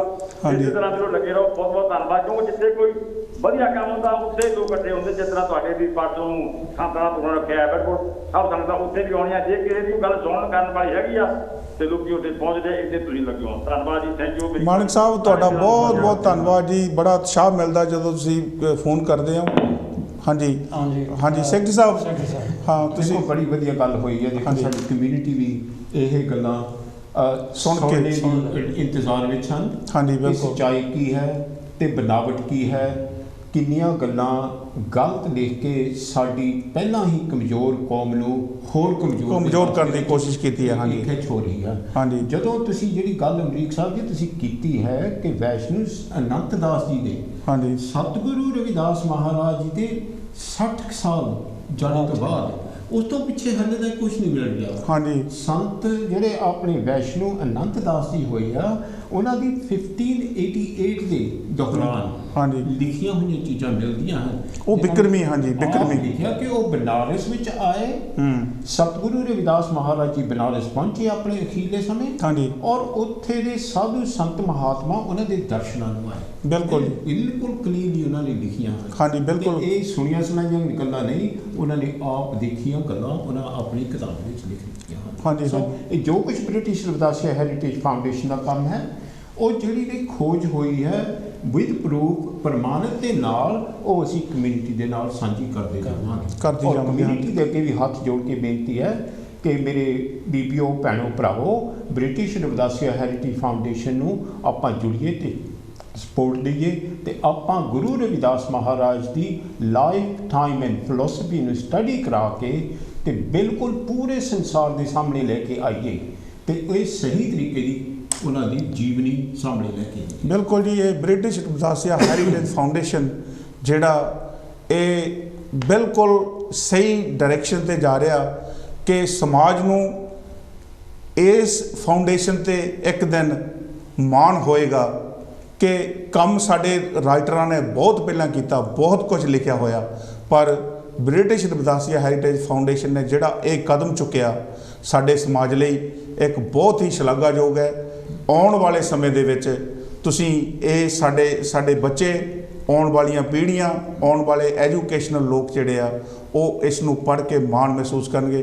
ਹਾਂਜੀ ਖਚੰਡ ਸਾਹਿਬ। ਪਲਾਏ ਸਾਹਿਬ ਜੀ, ਹਾਂਜੀ। ਤੁਸੀਂ ਮੈਂਸ਼ਨ ਕੀਤਾ ਕਿ ਸਤਿਗੁਰੂ ਰਵਿਦਾਸ ਮਹਾਰਾਜ ਦੇ ਕੋਲ ਸੁਨੇਹਾ ਲੈ ਕੇ ਆਏ ਹਾਂਜੀ ਉਸ ਪਾਰ ਬ੍ਰਹਮ ਅਕਾਲ ਪੁਰਖ ਦਾ। ਹਾਂਜੀ ਮੈਂ ਬੇਨਤੀ ਕਰਦਾ ਕਿ ਆਪ ਸੰਗਤ ਦੇ ਨਾਲ ਸਾਂਝਾ ਕਰੋ ਕਿ ਉਹ ਕਿਹੜੇ ਮਹਾਂਪੁਰਸ਼ ਸਨ ਜਿਹੜੇ ਕਿ ਸਤਿਗੁਰੂ ਰਵਿਦਾਸ ਮਹਾਰਾਜ ਦੇ ਕੋਲ ਪਾਰ ਬ੍ਰਹਮ ਪ੍ਰਭੂ ਪਰਮੇਸ਼ਰ ਦਾ ਸੁਨੇਹਾ ਲੈ ਕੇ ਆਏ ਸੀ। ਹਾਂਜੀ, ਉਹ ਮੈਂ ਦੱਸਿਆ ਜੀ ਅੱਗੇ, ਉਹ 5 ਮਹਾਂਪੁਰਸ਼ ਸਨ। ਸਤਿਗੁਰੂ ਨਾਮਦੇਵ ਜੀ ਮਹਾਰਾਜ, ਸਤਿਗੁਰੂ ਕਬੀਰ ਜੀ ਮਹਾਰਾਜ, ਸਤਿਗੁਰੂ ਸਦਨਾ ਜੀ ਮਹਾਰਾਜ, ਸਤਿਗੁਰੂ ਸੈਨ ਜੀ ਮਹਾਰਾਜ ਤੇ ਸਤਿਗੁਰੂ ਤਰਲੋਚਨ ਜੀ ਮਹਾਰਾਜ। ਹਾਂ, ਇਹ 5 ਮਹਾਂਪੁਰਸ਼ ਉਹਨਾਂ ਦੀ ਪੁਰਾਣੀ ਮੰਡਲੀ। ਹਾਂ, ਇਹਦਾ ਜ਼ਿਕਰ ਸਤਿਗੁਰੂ ਰਵਿਦਾਸ ਮਹਾਰਾਜ ਨੇ ਆਪਣੀ ਗੁਰਬਾਣੀ ਵਿੱਚ ਵੀ ਕੀਤਾ। ਹਾਂਜੀ, ਬਿਲਕੁਲ ਗੱਲ ਕਲੀਨ। ਉਹ ਕਹਿੰਦੇ ਨਾਮਦੇਵ ਕਬੀਰ ਤਰਲੋਚਨ ਸਦਨਾ ਸੈਨ ਤਰੇ। ਉਹਨਾਂ ਦਾ ਜ਼ਿਕਰ ਸਤਿਗੁਰੂ ਰਵਿਦਾਸ ਮਹਾਰਾਜ ਨੇ ਕੀਤਾ ਕਿ ਉਹ ਕਿਉਂਕਿ ਉਹ ਤਾਂ ਉਹਨਾਂ ਦਾ ਜ਼ਿਕਰ ਕਰਦੇ ਨੇ ਕਿ ਉਹ ਉਸ ਪਾਰ ਬ੍ਰਹਮ ਪਰਮੇਸ਼ਰ ਦੇ ਦਰਬਾਰ ਵਿੱਚ ਜਾ ਚੁੱਕੇ ਸਨ। ਤੁਸੀਂ ਹੁਣ ਇਹ ਗੱਲ ਕਿੰਨੇ ਮਾਣ ਵਾਲੀ ਮਹਿਸੂਸ ਕਰੋਗੇ ਕਿ ਜਦੋਂ ਉਹ ਸੋਚ ਕੇ ਆਏ ਸਨ ਕਿ ਅਸੀਂ ਸਤਿਗੁਰੂ ਰਵਿਦਾਸ ਜੀ ਮਹਾਰਾਜ ਨੂੰ ਉਸ ਪਾਰ ਬ੍ਰਹਮ ਦੇ ਘਰ ਦਾ ਜਿਹੜਾ ਦ੍ਰਿਸ਼ ਜੋ ਦਿਖਦਾ ਘਰ ਕਿੱਦਾਂ ਦਾ ਉਹ ਦੱਸਾਂਗੇ, ਉੱਥੇ ਕਿਹੜੀਆਂ ਚੀਜ਼ਾਂ ਹਨ। ਜਦੋਂ ਆ ਕੇ ਉਹਨਾਂ ਦੇ ਘਰ ਆ ਕੇ ਕੁੱਲੀ ਵਿੱਚ ਦੇਖਦੇ ਹਨ ਤਾਂ ਉਹੀ ਚੀਜ਼ਾਂ ਉਹਨਾਂ ਨੂੰ ਮਿਲ ਰਹੀਆਂ ਨੇ। ਤੇ ਜਦੋਂ ਸਤਿਗੁਰੂ ਰਵਿਦਾਸ ਮਹਾਰਾਜ 21 ਦਿਨਾਂ ਤੋਂ ਬਾਅਦ ਇੱਕ ਹਾੜ 1528 ਈਸਵੀ ਨੂੰ ਇਹ ਸਰੀਰ ਨੂੰ ਛੱਡ ਕੇ ਸੰਸਾਰ ਤੋਂ ਸਰੀਰਕ ਤੌਰ ਤੇ ਜਾਂਦੇ ਨੇ ਤੇ ਜਦੋਂ ਉਹ ਕੱਪੜੇ ਪਾ ਕੇ ਚੋਲਾ ਪਾ ਕੇ ਆਉਂਦੇ ਨੇ ਤੇ ਉਹ ਦੇਖਦੇ ਨੇ ਕਿ ਇਹ ਜਿਹੜੇ ਵਸਤਰ ਇਹ ਉਸ ਠਾਕਰ ਜੀ ਉਸ ਅਕਾਲ ਪੁਰਖ ਪਰਮਾਤਮਾ ਦੇ ਹਨ ਜਿਹੜੇ ਸਤਿਗੁਰੂ ਰਵਿਦਾਸ ਜੀ ਮਹਾਰਾਜ ਨੇ ਪਾਏ ਨੇ। ਤੇ ਫਿਰ ਇਹਦੇ ਵਿੱਚ ਕੋਈ ਜਿਹੜਾ ਜਿਸ ਇਨਸਾਨ ਇਹ ਦੁਨੀਆ ਤੇ ਆਇਆ ਉਹ ਆਪਣੇ ਜੀਵਨ ਦੀਆਂ ਵਸਤਾਂ ਉਸ ਅਕਾਲ ਪੁਰਖ ਪਰਮਾਤਮਾ ਤੋਂ ਮੰਗਦਾ, ਈਵਨ ਮੌਤ ਤੋਂ ਬਚਣ ਲਈ ਵੀ ਉਹਦੇ ਮੂਹਰੇ ਅਰਦਾਸਾਂ ਕਰਦਾ। ਤੇ ਫਿਰ ਜਿਹੜਾ ਅਕਾਲ ਪੁਰਖ ਪਰਮਾਤਮਾ ਉਹ ਆਪਣੀ ਮਰਜ਼ੀ ਨਾਲ ਜਿੱਥੇ ਮਰਜ਼ੀ ਉਹ ਆਪਣੀ ਮਰਜ਼ੀ ਨਾਲ ਆ ਜਾ ਸਕਦਾ ਤੇ ਮਰਜ਼ੀ ਨਾਲ ਜਾ ਸਕਦਾ। ਕਿਉਂਕਿ ਜਿਹੜੇ ਇਹ ਲੋਕ ਹੁੰਦੇ ਨੇ, ਅਸੀਂ ਲੋਕ ਸਰੀਰਕ ਤੌਰ ਤੇ ਇੱਕ ਦਿਨ ਇਸ ਸੰਸਾਰ ਨੂੰ ਛੱਡ ਕੇ ਚਲੇ ਜਾਵਾਂਗੇ, ਪਰ ਸਾਡੀਆਂ 2-4 ਦਿਨ ਤੋਂ ਗੱਲਾਂ ਕਰਨੀਆਂ ਲੋਕ ਬੰਦ ਕਰ ਦੇਣਗੇ। ਪਰ ਇਹ ਮਹਾਂਪੁਰਸ਼ ਜਿਨ੍ਹਾਂ ਦੀ ਬਾਣੀ ਗੁਰੂ ਗ੍ਰੰਥ ਸਾਹਿਬ ਵਿੱਚ ਅੰਮ੍ਰਿਤ ਬਾਣੀ ਗੁਰੂ ਮਹਾਰਾਜ ਦੀ ਹੈ, ਇਹ ਲੋਕ ਜਿਹੜੇ ਇਹਨਾਂ ਦੇ ਜੀਣ ਦਾ ਇੱਕ ਤਰੀਕਾ ਜਿਹੜਾ ਪੜਾਅ ਉਹ ਦੁਬਾਰਾ ਸ਼ੁਰੂ ਹੁੰਦਾ। ਇਹਨਾਂ ਦੇ ਸਰੀਰ ਦੇ ਜਾਣ ਤੋਂ ਬਾਅਦ ਇਹ ਹਮੇਸ਼ਾ ਲੋਕਾਂ ਦੇ ਦਿਲਾਂ ਵਿੱਚ ਜੀਂਦੇ ਰਹਿਣਗੇ। ਜਿਹੜੇ ਲੋਕ ਗੁਰਬਾਣੀ ਪੜ੍ਹਨਗੇ ਉਹ ਇਹਨਾਂ ਨੂੰ ਪੜ੍ਹ ਕੇ ਆਪਣਾ ਜੀਵਨ ਸਫਲ ਕਰਨਗੇ। ਤੁਹਾਡੀ ਗੱਲ ਬਿਲਕੁਲ ਦਰੁਸਤ ਹੈ ਜੀ। ਜੇ ਮਹਾਂਪੁਰਸ਼ ਇਸ ਚੋਟੀ ਦੇ ਮਹਾਂਪੁਰਸ਼ ਆਉਂਦੇ ਨੇ, ਉਹਨਾਂ ਨੇ ਮੌਤ ਤੇ ਕਾਬੂ ਕਰ ਰੱਖਿਆ ਹੁੰਦਾ। ਹਾਂ, ਬਿਲਕੁਲ ਜੀ। ਜਿਹਦੇ ਜੀ ਹਰ ਰੋਜ਼ ਮਰਦੇ ਨੇ, ਹਾਂਜੀ, ਉਹ ਮਰਨੇ ਤੇ ਕਾਬੂ ਪਾ ਚੁੱਕੇ ਹੁੰਦੇ ਨੇ ਤੇ ਉਹਨਾਂ ਨੂੰ ਕਿਸੇ ਕਿਸਮ ਦਾ ਡਰ ਨਹੀਂ ਹੁੰਦਾ। ਨਹੀਂ, ਅਕਸਰ ਮੌਤ ਤੋਂ ਉਹ ਬਹੁਤ ਉੱਚੇ ਉੱਠ ਚੁੱਕੇ ਹੁੰਦੇ। ਬਿਲਕੁਲ ਜੀ। ਮੌਤ ਦੇ ਫਰਿਸ਼ਤੇ ਜਿਹੜੇ ਆ ਉਹ ਕਾਫੀ ਨੀਵੇਂ ਰਹਿ ਜਾਂਦੇ ਹਨ, ਉਹਨਾਂ ਦੇ ਵਾਰ ਨਹੀਂ ਕਰ ਸਕਦੇ, ਉਹ ਬਹੁਤ ਉੱਚੇ ਉੱਠ। ਹਾਂਜੀ, ਇਹ ਜੋ ਪੂਰਨ ਪਰਮਾਤਮਾ ਹੁੰਦੇ ਹਨ ਉਹ ਤਾਂ ਖੁਦ ਆਪ ਮੌਤ ਨੂੰ ਮੰਗਦੇ ਹਨ, ਕਿਉਂਕਿ ਉਹ ਚਾਹੁੰਦੇ ਹਨ ਕਿ ਸਾਡੀ ਜਿਹੜੀ ਆਤਮਾ ਹੈ ਉਹ ਪਰਮਾਤਮਾ ਦੇ ਨਾਲ ਵਾਪਸ ਆਪਣੇ ਘਰ ਚਲ ਜਾਵੇ। ਇਹੀ ਬਾਣੀ ਪਰਮਾਤਮਾ ਦੇ ਵਿੱਚ ਉਹਨਾਂ ਦੀ ਆਤਮਾ ਦੇ ਵਿੱਚ ਕੋਈ ਫਰਕ ਨਾ ਰਹਿ ਜਾਵੇ। ਬਿਲਕੁਲ ਪ੍ਰਧਾਨ ਜੀ, ਇਹੀ ਬਾਣੀ ਇੰਟਰਪਟ ਕੀਤਾ, ਇਹੀ ਬਾਣੀ ਸਤਿਗੁਰੂ ਰਵਿਦਾਸ ਮਹਾਰਾਜ ਜੀ ਇਹੀ ਦੱਸ ਰਹੀ ਹੈ ਕਿ ਮੈਨੂੰ ਕੋਈ ਜਮਾਂ ਦਾ ਦੰਡ ਦਾ ਡਰ ਨਹੀਂ ਹੈ। ਤੇ ਸਤਿਗੁਰੂ ਜੋ ਪਾਰ ਬ੍ਰਹਮ ਅਕਾਲ ਪੁਰਖ ਹੈ ਉਹ ਆਪ ਗੁਰਬਾਣੀ ਦੇ ਵਿੱਚ ਦੱਸ ਰਹੇ ਹਨ ਕਿ ਜਿਹੜੇ ਭਗਤ ਹਨ ਉਹਨਾਂ ਦੀ ਬੰਦੀ ਪਰਮਾਤਮਾ ਵੀ ਨਹੀਂ ਛੁਡਾ ਸਕਦਾ, ਲੇਕਿਨ ਉਹ ਪਰਮਾਤਮਾ ਦੀ ਬੰਦੀ ਹੋਏ ਨੂੰ ਭਗਤ ਜਿਹੜੇ ਆ ਉਹ ਛੁਡਾ ਸਕਦੇ ਆ। ਇਸ ਕਰਕੇ ਜਿਹੜੇ ਭਗਤ ਇੱਕ ਮਿਕ ਉਸ ਅਕਾਲ ਪੁਰਖ ਦੇ ਨਾਲ ਹੋ ਜਾਂਦੇ ਹਨ, ਉਹਨਾਂ ਦੇ ਰੁਤਬਾ ਹੀ ਕੁਝ ਹੋਰ ਹੋ ਜਾਂਦਾ ਹੈ। ਇਹ ਜਿਹੜੀ ਗੱਲ ਤੁਸੀਂ ਕਰ ਰਹੇ ਹੋ ਹਾਂਜੀ ਚਾਂਜੀ ਸਾਹਿਬ, ਇਹ ਸਤਿਗੁਰੂ ਨਾਮਦੇਵ ਮਹਾਰਾਜ ਦੀ ਬਾਣੀ ਹੈ। ਉਹ ਖੁਦ ਕਹਿੰਦੇ ਨੇ ਕਿ ਮੇਰੀ ਬੰਦੀ ਭਗਤ ਛਡਾਵੇ, ਬੰਦੇ ਭਗਤ ਨ ਛੂਟੇ ਮੋਹੇ। ਉਹ ਕਹਿੰਦੇ ਕਿ ਜੇ ਮੈਂ ਬੰਨ੍ਹ ਦੇਵਾਂ ਕਿਸੇ ਚੀਜ਼ ਨੂੰ, ਕਿਸੇ ਚੀਜ਼ ਦਾ ਹੁਕਮ ਦੇ ਦੇਵਾਂ, ਇਹ ਭਗਤਾਂ ਵਿੱਚ ਤਾਕਤ ਹੈ ਕਿ ਉਹਨੂੰ ਬਦਲ ਸਕਦੇ ਨੇ। ਪਰ ਜੇ ਉਹ ਬੰਨ੍ਹ ਦੇਣ ਤਾਂ ਪਰਮਾਤਮਾ ਕਹਿੰਦਾ, ਅਕਾਲ ਪੁਰਖ ਪਰਮਾਤਮਾ ਵੀ ਕਹਿ ਰਿਹਾ ਕਿ ਮੇਰੇ ਵਿੱਚ ਤਾਕਤ ਨਹੀਂ ਕਿ ਮੈਂ ਉਹਨਾਂ ਦੇ ਕਹੇ ਨੂੰ ਮੋੜ ਸਕਾਂ। ਰਵਿਦਾਸ ਜੀ ਆਪ ਕਹਿੰਦੇ ਨੇ, ਜੋ ਹਮ ਬੰਦੇ ਮੋਹ ਪਾਸ, ਹਮ ਪ੍ਰੇਮ ਬੰਧਨ ਤੁਮ ਬਾਂਧੇ, ਆਪਣੇ ਛੂਟਣ ਕੋ ਯਤਨ। ਹਾਂ, ਸੋ ਇੱਥੋਂ ਤੁਸੀਂ ਅੰਦਾਜ਼ਾ ਲਗਾ ਸਕਦੇ ਹਾਂ ਕਿ ਉਹਨਾਂ ਦਾ ਦਰਜਾ ਕਿੰਨਾ ਉੱਚਾ ਸੀ। ਹਾਂਜੀ। ਫਿਰ ਜੇ ਤੁਸੀਂ ਆਪਣੇ ਅੱਜ ਦੇ ਟੌਪਿਕ ਤੇ ਆਉਂਦੇ ਆ, ਫਿਰ ਉਹ ਕਿੱਦਾਂ ਹੋ ਸਕਦੀ ਗੱਲ, ਜਿਹੜੀਆਂ ਮਨ ਘੜਤ ਕਹਾਣੀਆਂ ਨੇ ਕਿੱਦਾਂ ਸੱਚ ਹੋ ਸਕਦੀ। ਇਹ ਸੈਕਟਰੀ ਸਾਹਿਬ, ਮੈਂ ਕਹਿਣ ਲੱਗਾ ਸੀ ਇਹ ਗੱਲ ਕਿ ਆਪਾਂ ਗੱਲ ਕਰ ਰਹੇ ਸੰਤ ਮਹਾਤਮਾ ਜੋ ਹੋਏ, ਹਾਂਜੀ, ਉਹਨਾਂ ਦੇ ਬਾਰੇ, ਪਰ ਜੋ ਆਪਾਂ ਪ੍ਰੋਗਰਾਮ ਕਰ ਰਹੇ ਹਾਂ ਉਹਦੇ 'ਚ ਜਿਹੜੀ ਆਪਾਂ ਕੀ ਦੇਖਣ ਦੀ ਕੋਸ਼ਿਸ਼ ਕਰ ਰਹੇ ਹਾਂ ਕਿ ਜਿਹੜੇ ਕਈ ਰਾਈਟਰਸ ਹੈਗੇ ਆ, ਉਹਨਾਂ ਨੇ ਜੋ ਕੁਝ ਲਿਖਿਆ ਹੈ ਕਈ, ਕਿ ਉਹਨਾਂ ਦੇ ਪਿੱਛੇ ਮਕਸਦ ਕੀ ਹੁੰਦਾ ਹੈ। ਹਾਂਜੀ। ਇੱਕ ਤਾਂ ਹੈਗੇ ਰਾਈਟਰ ਜਿਹੜੇ ਵਿਤਕਰਾ ਕਰਦੇ ਆ, ਕਿਉਂਕਿ ਸਾਡੇ ਜਿਹੜੇ ਸੰਤ ਮਹਾਤਮਾ ਹੋਏ ਹਨ ਉਹ ਨੀਵੀਆਂ ਜਾਤਾਂ ਦੇ ਵਿੱਚੋਂ ਹੋਏ ਹਨ।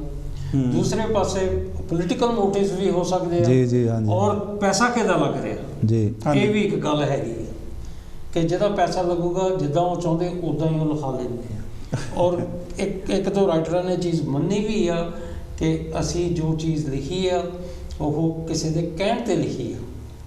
ਹਾਂ, ਬਿਲਕੁਲ ਉਹਨਾਂ ਨੇ ਮੰਨਿਆ, ਇਹ ਉਹਨਾਂ ਨੇ ਮਾਫੀ ਵੀ ਮੰਗੀ ਹੈ ਔਰ ਰਾਈਟਿੰਗ ਦੇ ਵਿੱਚ ਲਿਖ ਕੇ ਵੀ ਦਿੱਤਾ। ਤੇ ਪ੍ਰਧਾਨ ਜੀ ਇੱਕ ਗੱਲ, ਹੁਣ ਇੱਥੇ ਜਦੋਂ ਸੰਸਾਰ ਵਿੱਚ ਆਉਣ ਦੀ ਤੇ ਇੱਥੋਂ ਜਾਣ ਦੀ ਗੱਲ ਸਾਡੇ ਲਈ ਬੜੀ ਦੁਖਦਾਈ ਹੁੰਦੀ ਆ ਕਿ ਅਸੀਂ ਕੀ ਹੁੰਦਾ ਨੌ ਮਿਲੀ ਜੀਵਨ ਦੇ ਵਿੱਚ, ਜਦੋਂ ਸਾਡੇ ਘਰ ਦੇ ਵਿੱਚ ਕੋਈ ਜੀ ਨਵਾਂ ਆਉਂਦਾ ਤਾਂ ਅਸੀਂ ਹੱਸਦੇ ਹਾਂ ਸਾਰੇ ਜਣੇ। ਜਦੋਂ ਕੋਈ ਸਾਡਾ ਪਿਆਰਾ, ਸਾਡਾ ਪਰਿਵਾਰਕ ਮੈਂਬਰ, ਸਾਡਾ ਕੋਈ ਸਾਕ ਸੰਬੰਧੀ ਰਿਸ਼ਤੇਦਾਰ ਚਲੇ ਜਾਂਦਾ ਤਾਂ ਅਸੀਂ ਰੋਂਦੇ ਹਾਂ ਕਿ ਉਹਦੇ ਜਾਣ ਤੋਂ ਬਾਅਦ ਰੋਂਦੇ ਹਾਂ। ਪਰ ਸਤਿਗੁਰੂ ਕਬੀਰ ਸਾਹਿਬ ਮਹਾਰਾਜ ਕੀ ਕਹਿੰਦੇ ਰਹੇ, ਉਹ ਕੀ ਲਿਖਦੇ ਗੁਰਬਾਣੀ ਵਿੱਚ? ਉਹ ਸਤਿਗੁਰੂ ਕਬੀਰ ਸਾਹਿਬ ਕਹਿੰਦੇ, ਕਬੀਰਾ ਜਬ ਹਮ ਆਏ ਜਗਤ में जग हंसे हम रोए, ऐसी करनी कर चले हम हंसे जग रोए।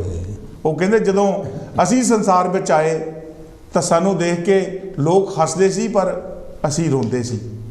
ਪਰ ਜਿਹੜਾ ਵੀ ਬੱਚਾ ਜਦੋਂ ਜਨਮ ਲੈਂਦਾ ਉਹ ਸਭ ਤੋਂ ਪਹਿਲਾਂ ਰੋਂਦਾ ਹੀ ਆ ਜਦੋਂ ਸੰਸਾਰ ਵਿੱਚ ਆਉਂਦਾ। ਤੇ ਫਿਰ ਸਤਿਗੁਰੂ ਕਬੀਰ ਸਾਹਿਬ ਕਹਿੰਦੇ ਕਿ ਐਸੀ ਕਰਨੀ ਕਰ ਚੱਲੇ। ਉਹਨਾਂ ਨੇ ਜਿਹੜੇ ਕੰਮ ਕੀਤੇ ਆ ਉਹਨਾਂ ਨੂੰ ਦੁਨੀਆ ਵਿੱਚ ਕੋਈ ਵੀ ਝਠਲਾ ਨਹੀਂ ਸਕਦਾ, ਉਹਨਾਂ ਨੂੰ ਝੂਠਾ ਨਹੀਂ ਕਹਿ ਸਕਦਾ, ਉਹਨਾਂ ਨੂੰ ਹਮੇਸ਼ਾ ਯਾਦ ਕੀਤਾ ਜਾਂਦਾ। ਉਹ ਕਹਿੰਦੇ ਐਸੀ ਕਰਨੀ ਕਰ ਚੱਲੇ ਹਮ ਹੱਸੇ ਜਗ ਰੋਏ। ਉਹ ਕਹਿੰਦੇ ਸਾਨੂੰ ਪਤਾ ਕਿ ਹੁਣ ਅਸੀਂ ਕਿੱਥੇ ਜਾਣਾ, ਅਸੀਂ ਕਿਹਦੇ ਕੋਲ ਜਾਣਾ, ਅਸੀਂ ਉਹਦੇ ਕੋਲ ਜਾਣਾ ਜਿਸ ਘਰ ਤੋਂ, ਜਿਸ ਪਰਮਾਤਮਾ ਤੋਂ, ਪਾਰ ਬ੍ਰਹਮ ਤੋਂ ਵਿਛੜ ਕੇ ਆਏ ਸੀ, ਉਹਦੇ ਕੋਲ ਜਾਣਾ ਵਾਪਸ, ਕਿ ਸਾਨੂੰ ਖੁਸ਼ੀ ਹੈ ਕਿ ਅਸੀਂ ਉੱਥੇ ਵਾਪਸ ਜਾ ਰਹੇ ਹਾਂ।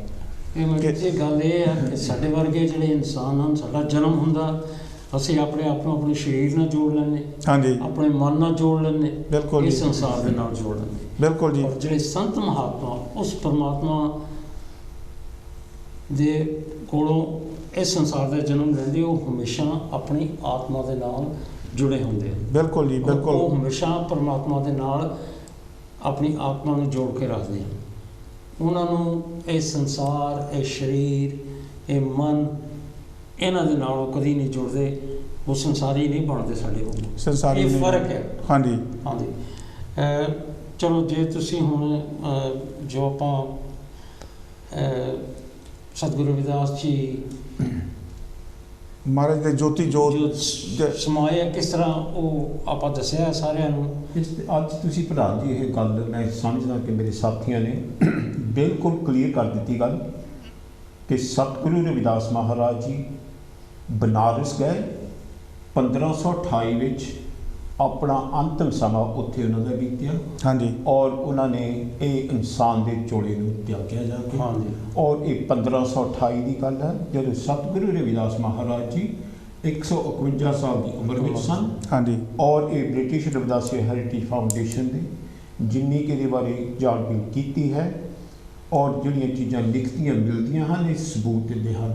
ਜਿਹੜੀਆਂ ਪਹਿਲੀਆਂ ਹੋਰ ਕਹਾਣੀਆਂ ਲਿਖ ਦਿੱਤੀਆਂ ਗਈਆਂ ਗੱਲ ਉਹਨਾਂ ਉੱਤੇ ਲੀਕ ਫੇਰ ਦਿੰਦੀ ਹੈ ਕਿ ਬਿਲਕੁਲ ਗਲਤ ਹੈ ਹਾਂਜੀ ਕਿ ਉਹਨਾਂ ਦਾ ਕੋਈ ਪ੍ਰਮਾਣ ਨਹੀਂ ਹੈ, ਕੋਈ ਪ੍ਰੂਫ ਨਹੀਂ ਹੈ, ਕੋਈ ਸਬੂਤ ਨਹੀਂ ਹੈ। ਇਹ ਹਿਸਟੋਰੀਕਲ ਚੀਜ਼ ਹੈ ਔਰ ਬ੍ਰਿਟਿਸ਼ ਰਵਿਦਾਸੀਆ ਹੈਰੀਟੇਜ ਫਾਊਂਡੇਸ਼ਨ ਦਾ ਜਿਹੜਾ ਇੱਕੋ ਇੱਕ ਆਬਜੈਕਟਿਵ ਹੈ। ਇਹ ਆਬਜੈਕਟਿਵ ਕੀ ਕੰਮ ਕਰਨਾ ਹੈ ਫਾਊਂਡੇਸ਼ਨ ਨੇ to advance the education of the public in the topic of life, time and philosophy of Satguru Ravidas. Satguru Ravidas Maharaj ji ਦੇ ਜੀਵਨ ਤੇ ਸਮੇਂ ਤੇ ਉਹਨਾਂ ਦੀ ਸੋਚ ਵਿਚਾਰਧਾਰਾ ਤੇ ਛਾਣਬੀਣ ਕਰਕੇ ਉਸ ਚੀਜ਼ ਨੂੰ ਅੱਗੇ ਪਬਲਿਕ ਦੇ ਲਿਆ ਕੇ ਤੇ ਪਬਲਿਕ ਦੀ ਐਜੂਕੇਸ਼ਨ ਨੂੰ ਵਧਾਉਣੀ ਦੇਣੀ ਹੈ। ਇਹ ਬਿਲਕੁਲ ਗਲਤ ਗੱਲਾਂ ਹਨ ਜਿਹੜੀਆਂ ਚੱਲ ਰਹੀਆਂ ਕਿ ਬ੍ਰਿਟਿਸ਼ ਰਵਿਦਾਸੀਆ ਹੈਰੀਟੇਜ ਫਾਊਂਡੇਸ਼ਨ ਕੋਈ ਗ੍ਰੰਥ ਤਿਆਰ ਕਰ ਰਹੇ ਹਨ। ਮੈਂ ਇਹ ਵੀ ਸੁਣਿਆ ਹੈ ਕਿ ਕਿਹਾ ਕਿ ਇਹਨਾਂ ਨੇ ਇੱਕ ਪੰਥ ਤਿਆਰ ਕਰਨਾ ਹੈ। ਮੈਂ ਸਮਝਦਾ ਹਾਂ ਜਿਨ੍ਹਾਂ ਨੇ ਇਹ ਸ਼ਬਦ ਵਰਤੇ ਹੈ ਉਹਨਾਂ ਨੂੰ ਪੰਥ ਦਾ ਨਹੀਂ ਪਤਾ ਕੀ ਹੈ ਤੇ ਨਾ ਉਹਨਾਂ ਨੂੰ ਐਜੂਕੇਸ਼ਨ ਦਾ ਪਤਾ ਹੈ ਕੀ ਹੈ। ਸੋ ਅੱਜ ਇਹ ਬਿਲਕੁਲ ਕਲੀਅਰ ਗੱਲ ਹੋ ਜਾਵੇ ਕਿ ਬ੍ਰਿਟਿਸ਼ ਰਵਿਦਾਸੀਆ ਹੈਰੀਟੇਜ ਫਾਊਂਡੇਸ਼ਨ ਬਿਲਕੁਲ ਸਤਿਗੁਰੂ ਰਵਿਦਾਸ ਮਹਾਰਾਜ ਜੀ ਦੇ ਜੀਵਨ ਤੇ ਖੋਜ ਕਰਾ ਰਹੀ ਹੈ ਔਰ ਬੜੇ ਵਧੀਆ ਸਕਾਲਰ ਇਹਨਾਂ ਨਾਲ ਜੁੜ ਚੁੱਕੇ ਹਨ ਜਿਨ੍ਹਾਂ ਦੇ ਕੀਤੇ ਹੋਏ ਕੰਮ ਤੁਹਾਡੇ ਨਾਲ ਸਾਂਝੀ ਕਰ ਰਹੇ ਮੇਰੇ ਸਾਥੀ ਬੜੇ ਵਧੀਆ ਤਰੀਕੇ ਨਾਲ ਸਾਂਝੀ ਕਰ ਰਹੇ ਹਨ।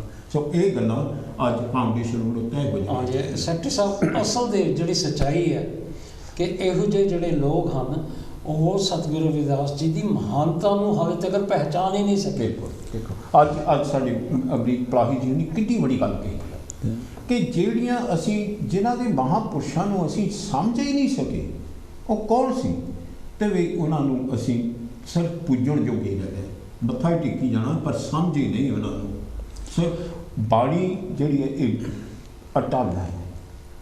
ਗੁਰੂ ਰਵਿਦਾਸ ਜੀ ਨੂੰ ਸਮਝਣ ਲਈ ਉਹਨਾਂ ਨੂੰ ਜੀਵਨ ਨੂੰ ਵੀ ਸਮਝਣ ਦੀ ਕੋਸ਼ਿਸ਼ ਜ਼ਰੂਰ ਕਰ ਲੈਣੀ ਚਾਹੀਦੀ ਹੈ। ਇਹੀ ਫਾਊਂਡੇਸ਼ਨ ਦਾ ਕੰਮ ਹੈ। ਹਾਂਜੀ ਅਮਰੀਕ ਜੀ ਕਾਲ ਲੈ ਲਈ। ਹਾਂਜੀ ਹੈਲੋ। ਹਾਂਜੀ ਜੈ ਗੁਰਦੇਵ ਜੀ, ਕੌਣ ਸਾ ਬੋਲ ਰਹੇ ਜੀ? ਜੈ ਗੁਰਦੇਵ ਜੀ, ਮੈਂ ਬਿਰਦੀ ਬੋਲਦਾ ਜੀ ਗ੍ਰੇਟਵਾਲ ਤੋਂ। ਹਾਂਜੀ ਬਿਰਦੀ ਸਾਹਿਬ, ਲੌਂਗ ਟਾਈਮ ਜੀ, ਕਿੱਦਾਂ ਹਾਲ ਜੀ? ਹਾਂਜੀ ਜੈ ਗੁਰਦੇਵ ਜੀ। ਬਿਰਦੀ ਸਾਹਿਬ ਵਧੀਆ। ਹਾਂਜੀ ਆਪਾਂ ਇੰਡੀਆ ਗਏ ਸੀ ਤੇ ਇਸ ਕਰਕੇ ਫਿਰ ਅੱਛਾ ਜੀ ਗੱਲਬਾਤ ਨਹੀਂ ਹੋਈ। ਅੱਛਾ ਜੀ ਅੱਛਾ, ਚਲੋ ਆ ਗਏ ਵਾਪਸ, ਠੀਕ ਠਾਕ ਹੋ? ਹਾਂਜੀ ਬਹੁਤ ਵਧੀਆ। ਹਾਂਜੀ ਥੈਂਕ ਯੂ। ਅੱਛਾ ਜੀ, ਸਭ ਤੋਂ ਪਹਿਲਾਂ ਤੁਹਾਨੂੰ ਚੌਂ ਭਰਾਵਾਂ ਨੂੰ ਜੈ ਗੁਰਦੇਵ। ਧੰਨ ਗੁਰਦੇਵ ਜੀ। ਹਾਂਜੀ ਜਿਹੜਾ ਤੁਸੀਂ ਪ੍ਰਚਾਰ ਕਰਦੇ ਮਨ ਸੁਣ ਕੇ ਗਲ ਹੋ ਗਿਆ ਜੀ। ਇੰਨਾ ਵੱਡਾ ਇੰਨਾ ਤਕੜਾ ਪ੍ਰਚਾਰ, ਤੁਹਾਨੂੰ ਸਾਰਿਆਂ ਨੂੰ ਰੱਬ ਰਾਜੀ ਰੱਖੇ। ਥੈਂਕ ਯੂ ਜੀ। ਤੇ ਪ੍ਰੋਗਰਾਮ ਬਹੁਤ ਸੋਹਣਾ ਚੱਲ ਰਿਹਾ। Thank you sir. ਅੱਜ ਜਿਹੜੀ ਤੁਸੀਂ ਗੱਲ ਮੈਂਸ਼ਨ ਕੀਤੀ ਸੀ ਵੀ ਰਾਣੀ ਝਾਲਾ ਨੇ ਲੰਗਰ ਲਵਾਇਆ ਸੀ। ਹਾਂਜੀ ਜਦੋਂ ਰਾਣੀ ਝਾਲਾ ਨੇ ਲੰਗਰ ਲਵਾਇਆ ਤੇ ਜਿਹੜੇ ਵਿਪਰ ਸੀ ਕਹਿੰਦੇ ਅਸੀਂ ਰਵਿਦਾਸ ਦੇ ਨਾਲ ਬੈਠਣਾ ਨਹੀਂ ਕਰਕੇ ਨੀਚ ਜਾਤੀ ਦਾ ਆ। ਹਾਂਜੀ ਤਾਂ ਜਿੱਥੇ ਵੀ ਸਤਿਗੁਰੂ ਦਾਸ ਜੀ ਸਨ, ਜਿੱਥੇ ਵੀ ਬਾਹਮਣ ਸਨ ਉੱਥੇ ਸਤਿਗੁਰੂ ਦਾਸ ਚਾਰੇ ਪਾਸੇ ਉਹਨਾਂ ਨੂੰ ਨਜ਼ਰ ਆ ਰਿਹਾ ਸੀ। ਤਾਂ ਸਤਿਗੁਰੂ ਦਾਸ ਜੀ ਉੱਥੇ ਫਿਰ ਇੱਕ ਸ਼ਬਦ ਚ ਆਇਆ ਸੀ ਉਹ ਇਸ ਤਰ੍ਹਾਂ ਸੀ, ਸਭ ਕੇ ਅਚਰਜ ਭਜਾ ਤਮਾਸਾ। ਹਾਂਜੀ ਜਿੱਥੇ ਵਿਪਰ ਤਿੱਥੇ ਰਵਿਦਾਸਾ। ਬਿਲਕੁਲ ਜੀ, ਸਹੀ ਗੱਲ ਹੈ। ਹਾਂਜੀ ਤੇ ਜਿੱਥੇ ਵਿਪਰ ਹਰ ਪਾਸੇ ਉਹਦੇ ਨਾਲ ਉੱਥੇ ਰਵਿਦਾਸ ਆ। ਬਿਲਕੁਲ ਜੀ, ਬਿਲਕੁਲ ਸਹੀ ਗੱਲ ਹੈ। ਤੁਸੀਂ ਬਹੁਤ ਨੌਲੇਜ ਦੇ ਰਹੇ ਹੋ, ਤੁਹਾਡਾ ਬਹੁਤ ਧੰਨਵਾਦ। ਥੈਂਕ ਯੂ ਬਹੁਤ ਜੀ। ਥੈਂਕ ਯੂ ਬੇਦੀ ਸਾਹਿਬ, ਤੁਹਾਡਾ ਬਹੁਤ ਧੰਨਵਾਦ ਜੀ। ਹਾਂਜੀ ਥੈਂਕ ਯੂ ਜੀ। ਥੈਂਕ ਯੂ ਬੇਦੀ ਸਾਹਿਬ। ਹਾਂਜੀ ਜੈ ਗੁਰਦੇਵ ਜੀ।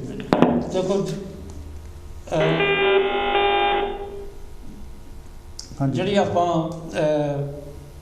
ਸਤਿਗੁਰਾਂ ਦੀ ਯਾਤਰਾ ਦੇ ਬਾਰੇ ਹਾਂ ਥੋੜੀ ਗੱਲ ਇੱਕ ਦੂਰੀ ਰਹਿ ਗਈ ਸੀ। ਹਾਂਜੀ ਉਹ ਵੀ ਆਪਾਂ ਪੂਰੀ ਕਰਨੀ ਆ। ਆਪਣੇ ਕੋ ਸਮਾਂ ਸ਼ਾਇਦ ਨਾ ਹੋਵੇ ਤੇ ਆਪਾਂ ਉਸ ਦੇ ਬਾਰੇ ਮੈਂ ਗੱਲ ਕਹਿਣ ਲੱਗਿਆ ਸੀ ਕਿ ਸਤਿਗੁਰਾਂ ਨੇ ਉਹਨਾਂ ਨੇ ਜਿਹੜੀਆਂ ਯਾਤਰਾ ਵੀ ਕੀਤੀਆਂ, ਉਹਨਾਂ ਨੇ ਕੀ ਕੀਤਾ, ਇੰਡੀਆ ਦੇ ਵਿੱਚ ਸਾਰੇ ਪਾਸੇ ਹੋ ਗਏ।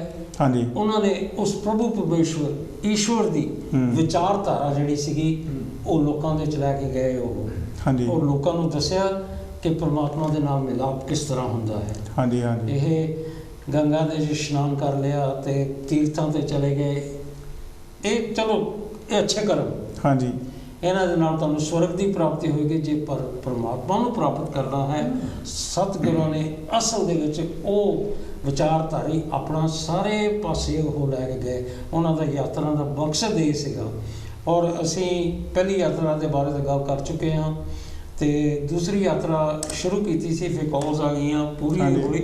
ਚਲੋ ਕੋਈ ਅਗਲੇ ਹਫਤੇ ਅਸੀਂ ਉਹ ਪੂਰੀ ਕਰਾਂਗੇ ਔਰ ਕੋਸ਼ਿਸ਼ ਕਰਾਂਗੇ ਕਿ ਇੱਕ ਅਸੀਂ ਨਕਸ਼ਾ ਤਿਆਰ ਕਰੀਏ ਇੰਡੀਆ ਦਾ, ਮਿਡਲ ਈਸਟ ਦਾ, ਜਿਹਦੇ ਵਿੱਚ ਜਿੱਥੇ ਜਿੱਥੇ ਸਤਿਗੁਰੂ ਜੀ ਗਏ ਤੇ ਉਹ ਜਗ੍ਹਾ ਦੇ ਨਾਮ ਹੋਣ, ਔਰ ਉਹ ਜਿਸ ਤਰ੍ਹਾਂ ਆਪਾਂ ਕਹਿੰਦੇ ਇੱਕ ਟ੍ਰੇਸੀ ਦਾ ਫੁੱਟਪ੍ਰਿੰਟਸ, ਕਿ ਸਾਰੀ ਆਮ ਜਿਹੜੇ ਸਾਡੇ ਲੋਕ ਹਨ ਉਹਨਾਂ ਨੂੰ ਪਤਾ ਲੱਗੇ ਕਿ ਸਤਿਗੁਰੂ ਜੀ ਕਿੱਥੇ ਕਿੱਥੇ ਗਏ ਔਰ ਕਿੱਥੇ ਕਿੱਥੇ ਉਹਨਾਂ ਨੇ ਉਸ ਪਰਮਾਤਮਾ ਦਾ ਸੁਨੇਹਾ ਸਾਰੇ ਲੋਕਾਂ ਨੂੰ ਦਿੱਤਾ। ਪ੍ਰਧਾਨ ਜੀ, ਤੁਹਾਡੀ ਗੱਲ ਦੇ ਨਾਲ ਮੈਂ ਗੱਲ ਕਰਾਂ, ਜੇ ਸਤਿਗੁਰੂ ਰਵਿਦਾਸ ਮਹਾਰਾਜ ਜੀ ਆਪਣੀ ਯਾਤਰਾ 'ਤੇ ਨਾ ਜਾਂਦੇ ਤੇ ਉਹ ਕੀ ਉਹਨਾਂ ਦੀ ਸੋਚ ਸਾਡੇ ਤੱਕ ਪਹੁੰਚਣੀ ਸੀ? ਕਿ ਉਸ ਸਮੇਂ ਤਾਂ ਹੋਰ ਕੋਈ ਸਾਧਨ ਹੀ ਨਹੀਂ ਸੀ।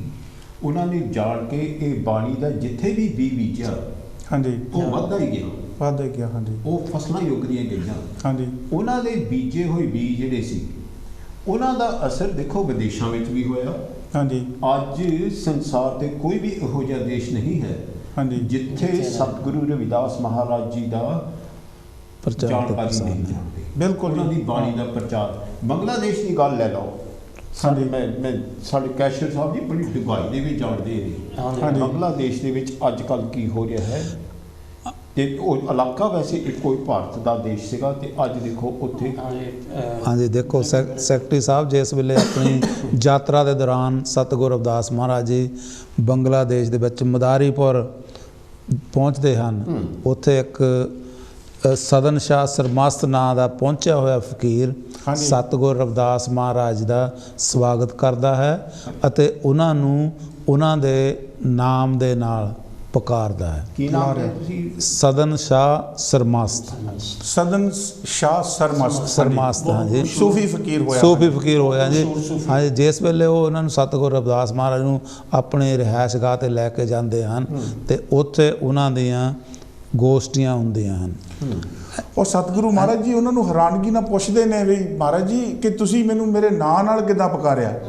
ਹਾਂਜੀ, ਉਹ ਪਲਾਏ ਸਾਹਿਬ ਉੱਥੇ ਫਿਰ ਸਤਿਗੁਰੂ ਮਹਾਰਾਜ ਜੀ ਉਹਨਾਂ ਨੂੰ ਦੱਸਦੇ ਹਨ। ਨਹੀਂ, ਉਹ ਸੂਫੀ ਫਕੀਰ ਉਹਨਾਂ ਨੂੰ ਫਿਰ ਉਹ ਦੱਸਦੇ ਆ ਵੀ ਹਾਂਜੀ, ਵੀ ਜਦੋਂ ਗੁਰੂ ਮਹਾਰਾਜ ਪੁੱਛਦੇ ਵੀ ਤੁਸੀਂ ਮੇਰਾ ਨਾਂ ਕਿੱਦਾਂ ਜਾਣਦੇ ਆ? ਹਾਂਜੀ, ਤੇ ਉਹ ਨਹੀਂ ਦੱਸਿਆ ਕਿ ਮਹਾਰਾਜ ਜੀ ਤੁਹਾਡੇ ਨਾਂ ਤੇ ਹਰ ਪਾਸੇ ਡਾਂਕੇ ਵੱਜ ਰਹੇ ਹਨ, ਤੁਸੀਂ ਪਾਰ ਬ੍ਰਹਮ ਦੇ ਸਾਰੇ ਪਾਰ ਬ੍ਰਹਮ ਦੇ ਦਰਬਾਰ ਵਿੱਚ ਤੁਹਾਡੇ ਨਾਂ ਦੇ ਡਾਂਕੇ ਚਰਚੇ ਹੋ ਰਹੇ ਹਨ। ਤੇ ਉਹਨਾਂ ਨੇ ਫਿਰ ਉੱਥੇ ਸਤਿਗੁਰੂ ਰਵਿਦਾਸ ਮਹਾਰਾਜ ਨੇ ਉਹਨਾਂ ਦੇ ਨਾਲ ਜੋ ਗੋਸ਼ਟੀਆਂ ਕੀਤੀਆਂ ਤੇ ਸਤਿਗੁਰੂ ਰਵਿਦਾਸ ਜੀ ਦਾ ਜਦੋਂ ਉਹਨਾਂ ਨੇ ਨਾਂ ਲੈ ਕੇ ਪੁਕਾਰਿਆ ਤੇ ਸਾਰੇ ਸੱਚਖੰਡ ਵਿੱਚ ਉਹਨਾਂ ਦੀ ਸ਼ੋਭਾ ਹੋ ਰਹੀ ਦੱਸਿਆ। ਹਾਂਜੀ, ਤੇ ਉੱਥੇ ਨਗਰ ਦੇ ਲੋਕ ਇਕੱਠੇ ਹੋ ਕੇ ਸਤਿਗੁਰੂ ਰਵਿਦਾਸ ਮਹਾਰਾਜ ਦੇ ਨਾਲ ਉਹਨਾਂ ਨੇ ਆਪਣਾ ਬਚਨ ਬਿਲਾਸ ਕੀਤੇ, ਜਿੱਥੇ ਸਤਿਗੁਰੂ ਰਵਿਦਾਸ ਮਹਾਰਾਜ ਨੇ ਉਹਨਾਂ ਨੂੰ ਇੱਕ ਪਰਮ ਪਿਤਾ ਦਾ ਉਪਦੇਸ਼ ਦਿੰਦੇ ਹੋਏ ਦਿੱਤਾ, ਜਿੱਥੇ ਕਿ ਉਹਨਾਂ ਨੇ ਸਤਿਗੁਰੂ ਰਵਿਦਾਸ ਮਹਾਰਾਜ ਜੀ ਨੇ ਆਪਣਾ ਸ਼ਬਦ ਉਚਾਰਿਆ, ਮਕੰਦ ਜਪੋ ਸੰਸਾਰ, ਬਿਨ ਮਕੰਦ ਤਨ ਹੋਏ ਔਹਾਰ, ਸੋਈ ਪਹੁੰਚ ਮੁਕਤ ਕਾ ਦਾਤਾ, ਸੋਈ ਮਕੰਦ ਹਮਰਾ ਪਿਤ ਮਾਤਾ, ਜੀਵਤ ਮੁਕੰਦੇ ਮਰਤ ਮੁਕੰਦੇ, ਤਾਂ ਕਿ ਸੇਵਕ ਕੋ ਸਦਾ ਆਨੰਦੇ। ਤੇ ਉੱਥੇ ਸਤਿਗੁਰੂ ਰਵਿਦਾਸ ਮਹਾਰਾਜ ਨੇ ਜਦੋਂ ਉਹਨਾਂ ਨੂੰ ਇਹ ਪ੍ਰਚਾਰ ਆਪਣਾ ਦਿੱਤਾ ਤੇ ਉਹ ਸਾਰੇ ਸੁਣ ਕੇ ਗਦਗਦ ਹੋ ਗਏ ਤੇ ਸਤਿਗੁਰੂ ਮਹਾਰਾਜ ਦੇ ਸੇਵਕ ਬਣੇ। ਨਾਲੇ ਕੈਸ਼ੀਅਰ ਸਾਹਿਬ ਜਿਹੜੀ ਗੱਲ ਹੈਗੀ ਆ ਕਿ ਸੂਫੀ ਉਰਦੂ ਦੇ ਵਿੱਚ ਕਹਿ ਦਿੰਦੇ ਆ ਸੂਫੀ, ਔਰ ਆਪਾਂ ਸੰਤ ਮਹਾਤਮਾ ਪੰਜਾਬੀ ਦੇ ਵਿੱਚ ਕਹਿ ਦਿੰਦੇ ਹਾਂ ਜੀ। ਉਹ ਕੋਈ ਫਰਕ ਨਹੀਂ ਹੈ, ਔਰ ਇੱਕ ਸੰਤ ਮਹਾਤਮਾ ਦੂਸਰੇ ਸੰਤ ਮਹਾਤਮਾ ਦੀ ਉਹ ਪਹਿਚਾਨ ਕਰਦਾ, ਉਹ ਸਮਝਦਾ। ਹਾਂਜੀ, ਬਿਲਕੁਲ। ਉਹਨਾਂ ਦੇ ਖਿਆਲ ਵੀ ਇੱਕੋ ਜਿਹੇ ਹੁੰਦੇ ਆ। ਹਾਂਜੀ, ਹਾਂਜੀ। ਤੇ ਉਹਨਾਂ ਦੀ ਜਿਹੜੀ ਸੋਚ ਹੈ ਉਹ ਵੀ ਇੱਕੋ, ਜਿਹੜੀ ਉਸ ਪ੍ਰਭੂ ਪਰਮੇਸ਼ਰ ਪਰਮਾਤਮਾ ਦੇ ਨਾਲ ਜੁੜੀ ਹੁੰਦੀ ਹੈ।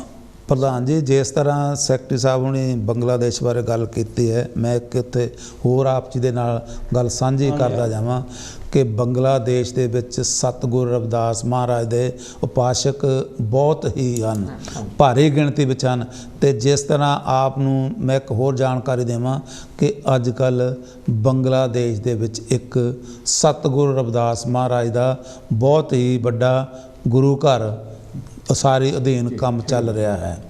ਦੇਖੋ ਕਿ ਤੁਸੀਂ ਸਤਿਗੁਰੂ ਰਵਿਦਾਸ ਮਹਾਰਾਜ ਜੀ ਜਿੱਥੇ ਜਿੱਥੇ ਗਏ ਉੱਥੇ ਉੱਥੇ ਆਪਣੀ ਗੁਰਬਾਣੀ ਦੇ ਨਾਲ, ਆਪਣੀ ਬਾਣੀ ਦੇ ਨਾਲ, ਸੰਗਤਾਂ ਦੇ ਨਾਲ ਆਪਣਾ ਪ੍ਰਭਾਵ ਛੱਡਦੇ ਗਏ ਅਤੇ ਸੰਗਤਾਂ ਨੂੰ ਉਸ ਪਾਰ ਬ੍ਰਹਮ ਅਕਾਲ ਪੁਰਖ ਦੇ ਨਾਲ ਜੋੜਦੇ ਗਏ।